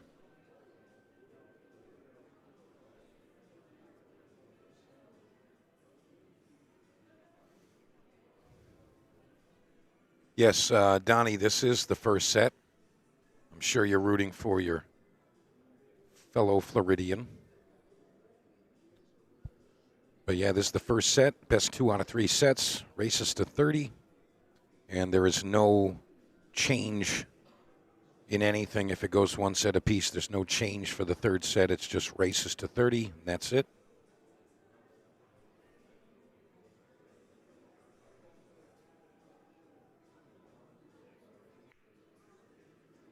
Anthony going to push out, and he's definitely getting this one back. No chance. Shane's not even going to look at it. And Anthony smiles. He says, yeah, I figured that. Now, I don't think this is really a cut and dry jump. I mean, it's the simplest path to it. But not really sure how he can manage this. I mean, he could bank it around that 3 and the 4. And if he hits it square, he can bank it around the 3 and the 4. And, hopefully find coverage. Yeah, you see him calling it in the side pocket. He's going to try to bank it around the rails. Hopefully send the cue ball forward if he can. That's the 2 ball on the bottom right.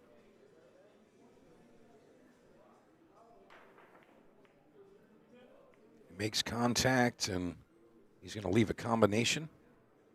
1 to the 9.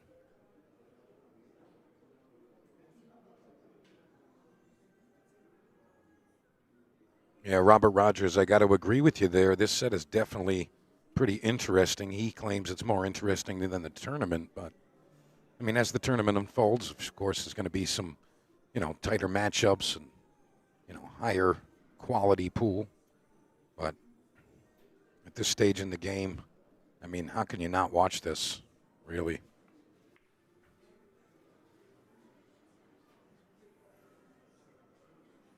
And Shane missing the carom shot there. Didn't get enough momentum into the cue ball to make the 9 fall.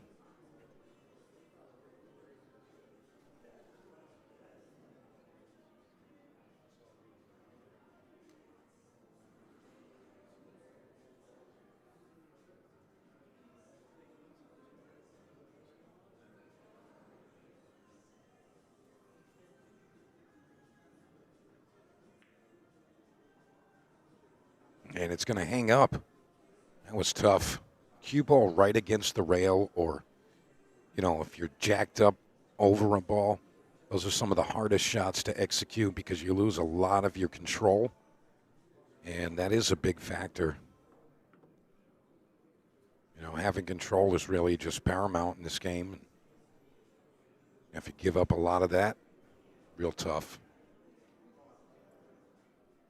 Tommy, I don't know if anybody's going to answer that. Donnie's in the chat. He's going to be like, whatever you say, you're wrong.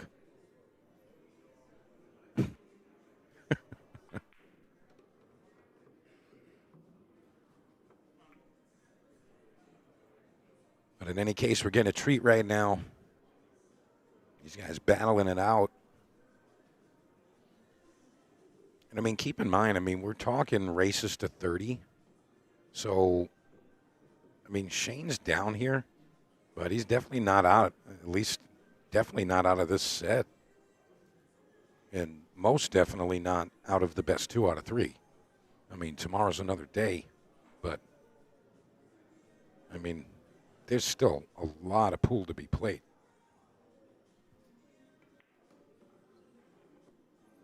And again, don't forget, 7:15-ish, we are going to pause this match, and Meglino's going to go play his tournament match.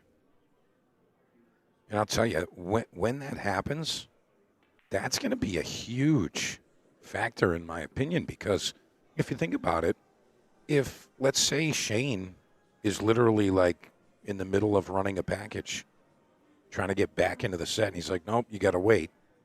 I mean, think about that. It's a momentum-driven game. We know that. And if the opponent that's down has the momentum right there and the ball is in their court technically and quite literally, I mean, that can change the outcome of the match. But again, that was agreed upon at the start.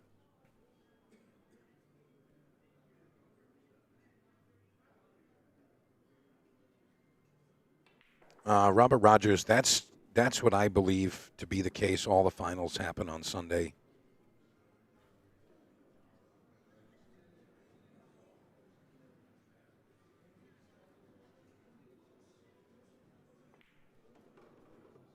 All right, Shane Wolford takes rack 39, brings himself up to 17, now trailing by 5. Well, I mean, Greg, you said it, bro. He better start breaking balls or he is out. Shane's struggling a bit with the break in this set today. And I mean, he's usually really strong in that category. And it's just kind of tough. Just kind of tough.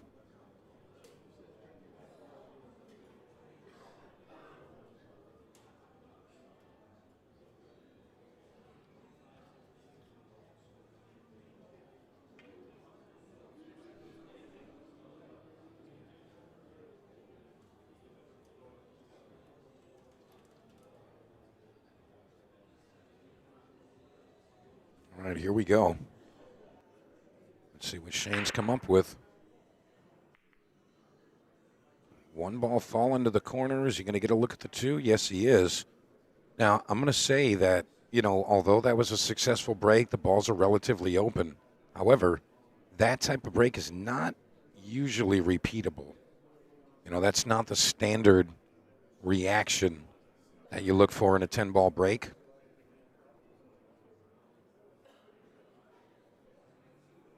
I mean, although he has a nice look at this table here, you can't go on, hoping for fortune. You got to be able to repeat whatever it is that you're doing. So he's got to get that break technique down. And I'll be honest with you, Anthony's been breaking great. But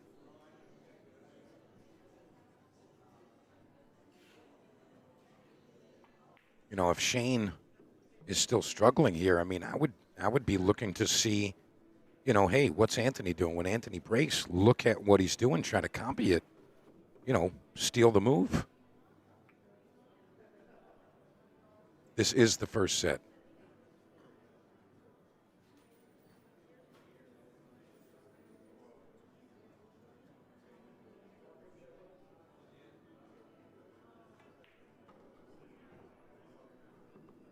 Very nice delivery from Shane. You can see he's starting to get a little bit of a pep in his step. Maybe he's kind of getting another win here.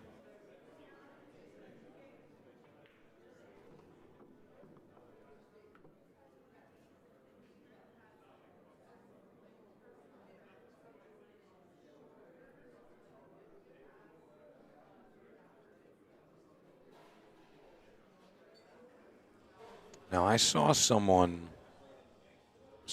making a gesture to me as if the score was off, saying that the score is 21-17. And I can verify that as soon as this rack concludes.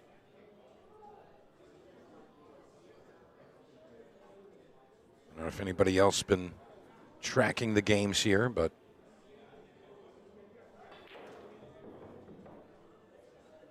Shane needs this ball to roll. And that's less than ideal. I mean, he's on the 9, but definitely wanted to get a couple more rotations out of it. I mean, flat on the rail would have been great.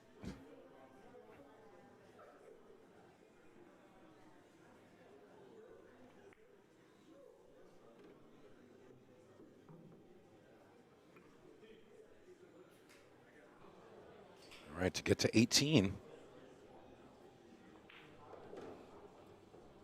All right, he does it.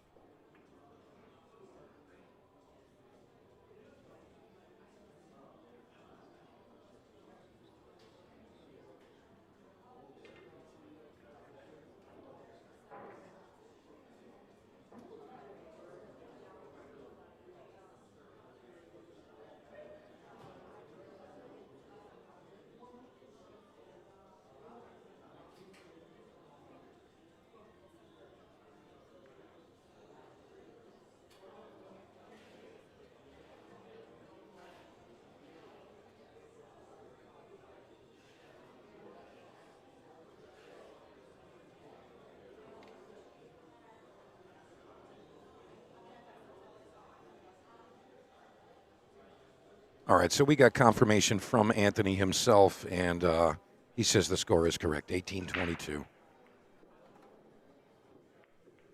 right, and again, little something different here. Shane finally finding success on the break. It looks like he's put a little bit more into it.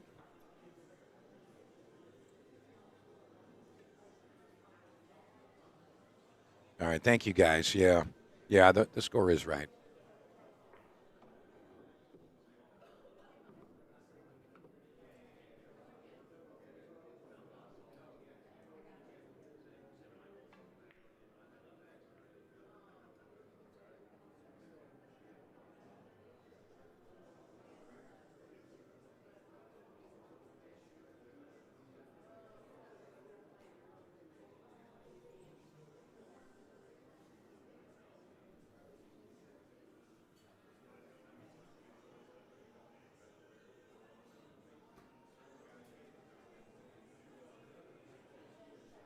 All right, tough position for Meglino here.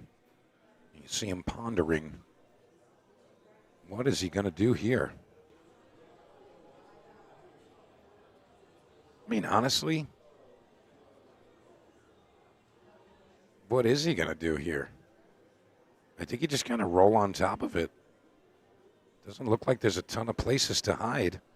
I think you just kind of roll into it, try to stay right on top of the ball. Nice and easy.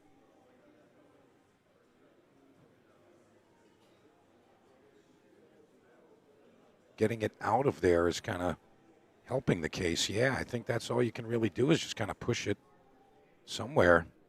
He might have left a bank shot.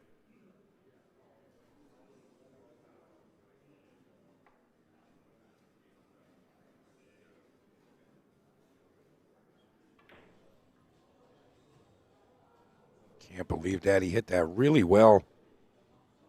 But does not fall. Hits both points. And Meglino now looking at that blue two.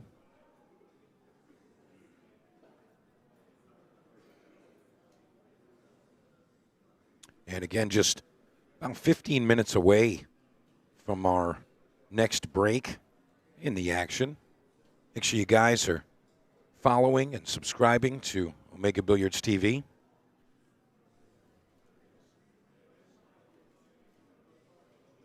So you get the notifications when we do go back live. Obviously, we are going to be posting on the social media pages, but best way to do it, just turn your notifications on the YouTube page. It'll just ding when we go live. You know where to go. Fortunate for Anthony, he had the right side of the cue ball still available. Even though that 10 ball was right where the cue ball was, he still had the proper side of the cue ball to attack. Now this one looks like we're going to see a nice draw stroke here. Now he might overpower this one. I shouldn't say overpower, but really juice it up and try to get on the other side of that 5 ball. But you can't play this one with the left English. I think you got to play this with right English. So it kind of stalls and opens up short when it comes back to the rail. He played it with the left English and it rolled right up into the 5, but that's always what was going to happen there. I think he needed to play the opposite English to kind of reverse the cue ball when it hit into the rail. Try to avoid that 7 and just come right between the 7 and the 8. But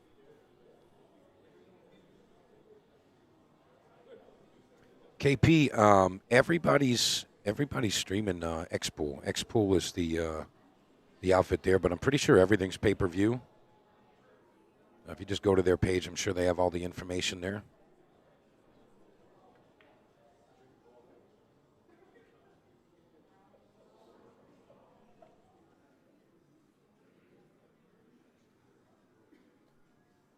All right, so Shane can see the 5 ball. Not sure if he can actually pocket it. It does look like he might have just enough. But the 6 ball where it is and the cue ball being close to the rail, it's kind of tough. Kind of tough to manage the cue ball here. He might thin it and just try to go straight back across. If he's got enough of the ball, he could play inside and get above the 7. I think that's what he was trying to say there. Pointing with his cue. Oh, no, he called it. He was calling a bank. What a shot. What a shot from Shane Wolford.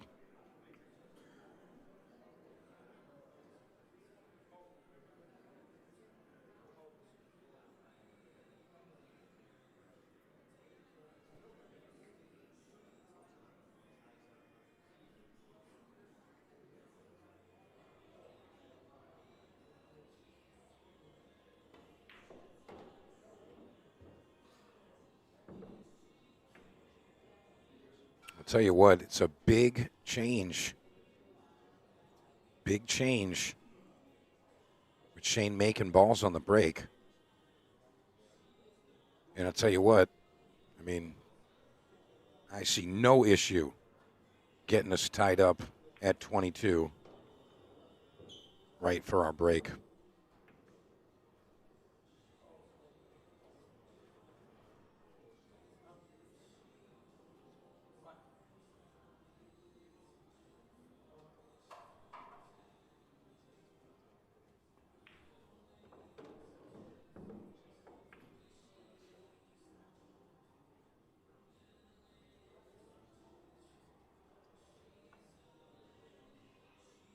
All right, 2 balls away. Get closer and closer to removing that scoreline gap.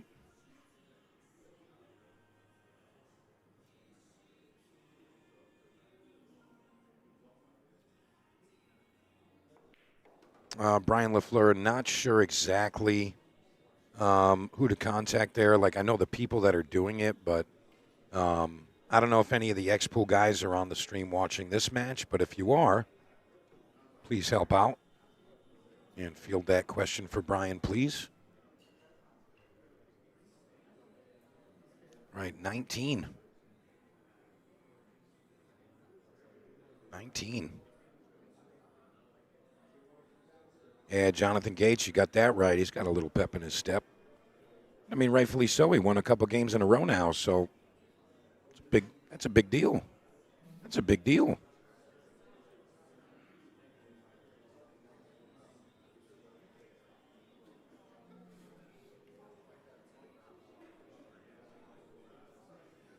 All right, here we go. Shane Wolford breaking rack number 42. And he's down 22-19 right now.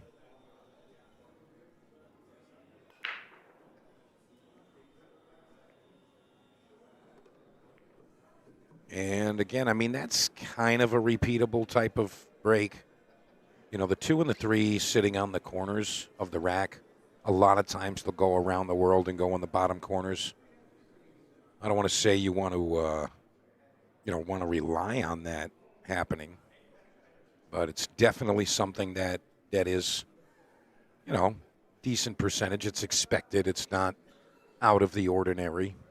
But, I mean, ideally you're trying to get the 2 balls behind the head ball into the side pockets, on the break shot. And how about this? 210 combination. We're going to get our answer.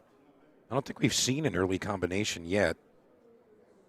And I wasn't sure if that was actually part of their rules or not. So we're going to find out right now if you can play the early 10 and win, or if it's you can play the early 10, but you got to continue to shoot.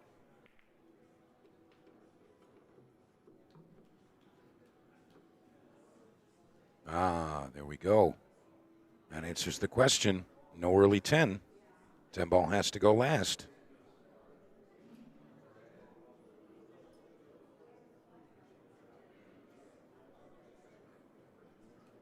All right, here we go.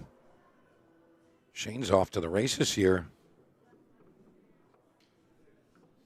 Tell you what, Meglino's starting to turn into a statue at this point.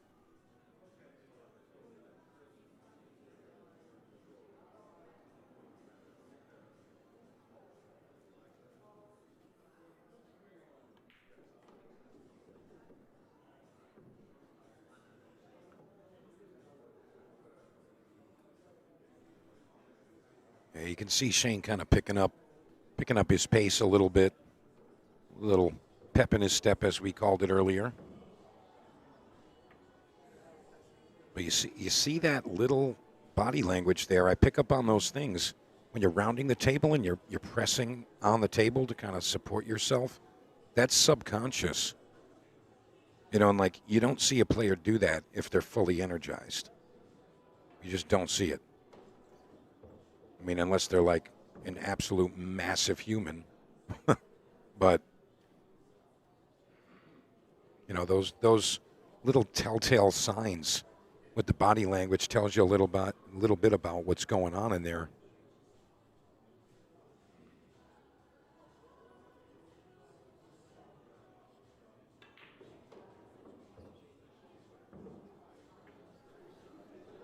Shane doing a lot of damage in these last couple of minutes of this session. And again, remember what I said. If the momentum shifts and then we take a break, that can change the outcome of this match, like 100%, as Shane overruns the 9-ball quite a bit. I mean, this is not nice at all. He's got to play it into that tiny side pocket. Doesn't really have another option. Oh, he's playing safe? Okay. I mean, I guess that's okay, but you're giving your opponent an opportunity to get lucky here or get fortunate or come with some spectacular shot.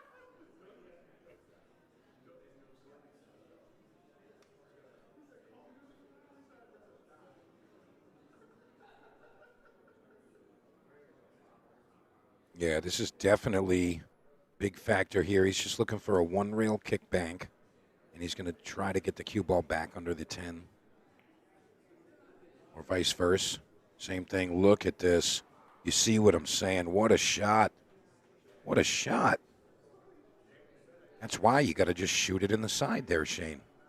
You can't just give them the chance to do something to you. You got to kill them right then. And, watching professional pool for years, I mean, when you think about it, look at this return. Unbelievable. But it is near a pocket. Not ideal, but it's near a pocket. But, I mean, again, going back to my point, watching years and years of professional pool, top professionals, if they have a chance to play safe over a shot, I mean, you shoot the shot, you keep the guy in the chair. You don't want them out of the chair. Nothing can happen to you if they're sitting in the chair. As soon as they get out, you can die.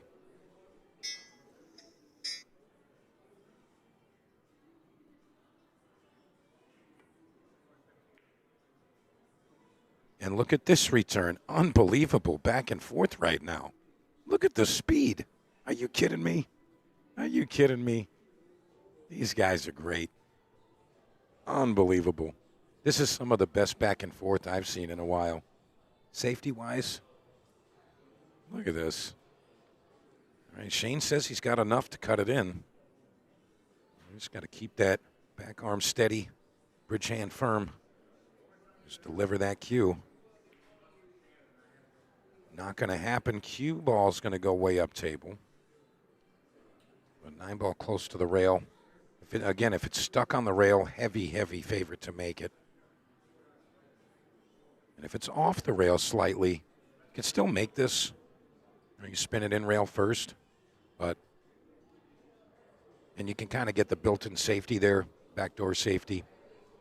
If you end up hitting it a little bit too low on the 9-ball, it can hit above the corner pocket, go back towards the center of that short rail. Cue ball will go up table, so you can get safe playing it that way. But again, if that ball's frozen, I got to like him to make it. Just got to look out for the scratch uptown. Play at the wrong speed.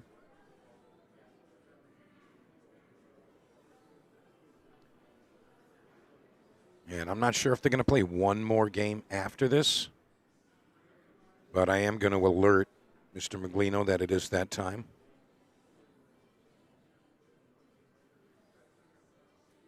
Unbelievable back and forth we just had, though, huh? And we're still not done with it.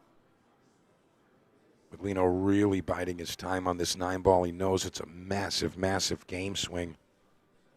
I mean, 20-22, so just a 2-game. Or it's a 4-game. with Meglino at 23.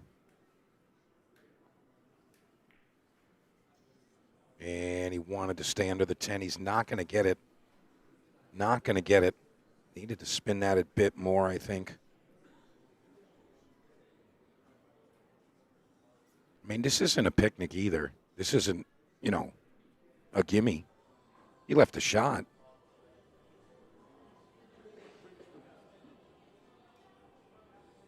Not sure how long the break is going to be. It really depends on how long it takes Anthony to finish his match.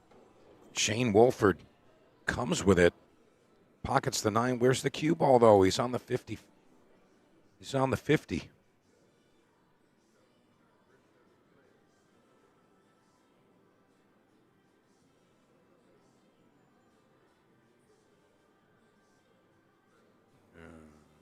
All right.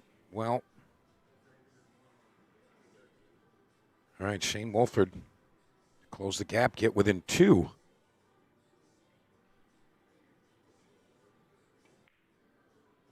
And he does it.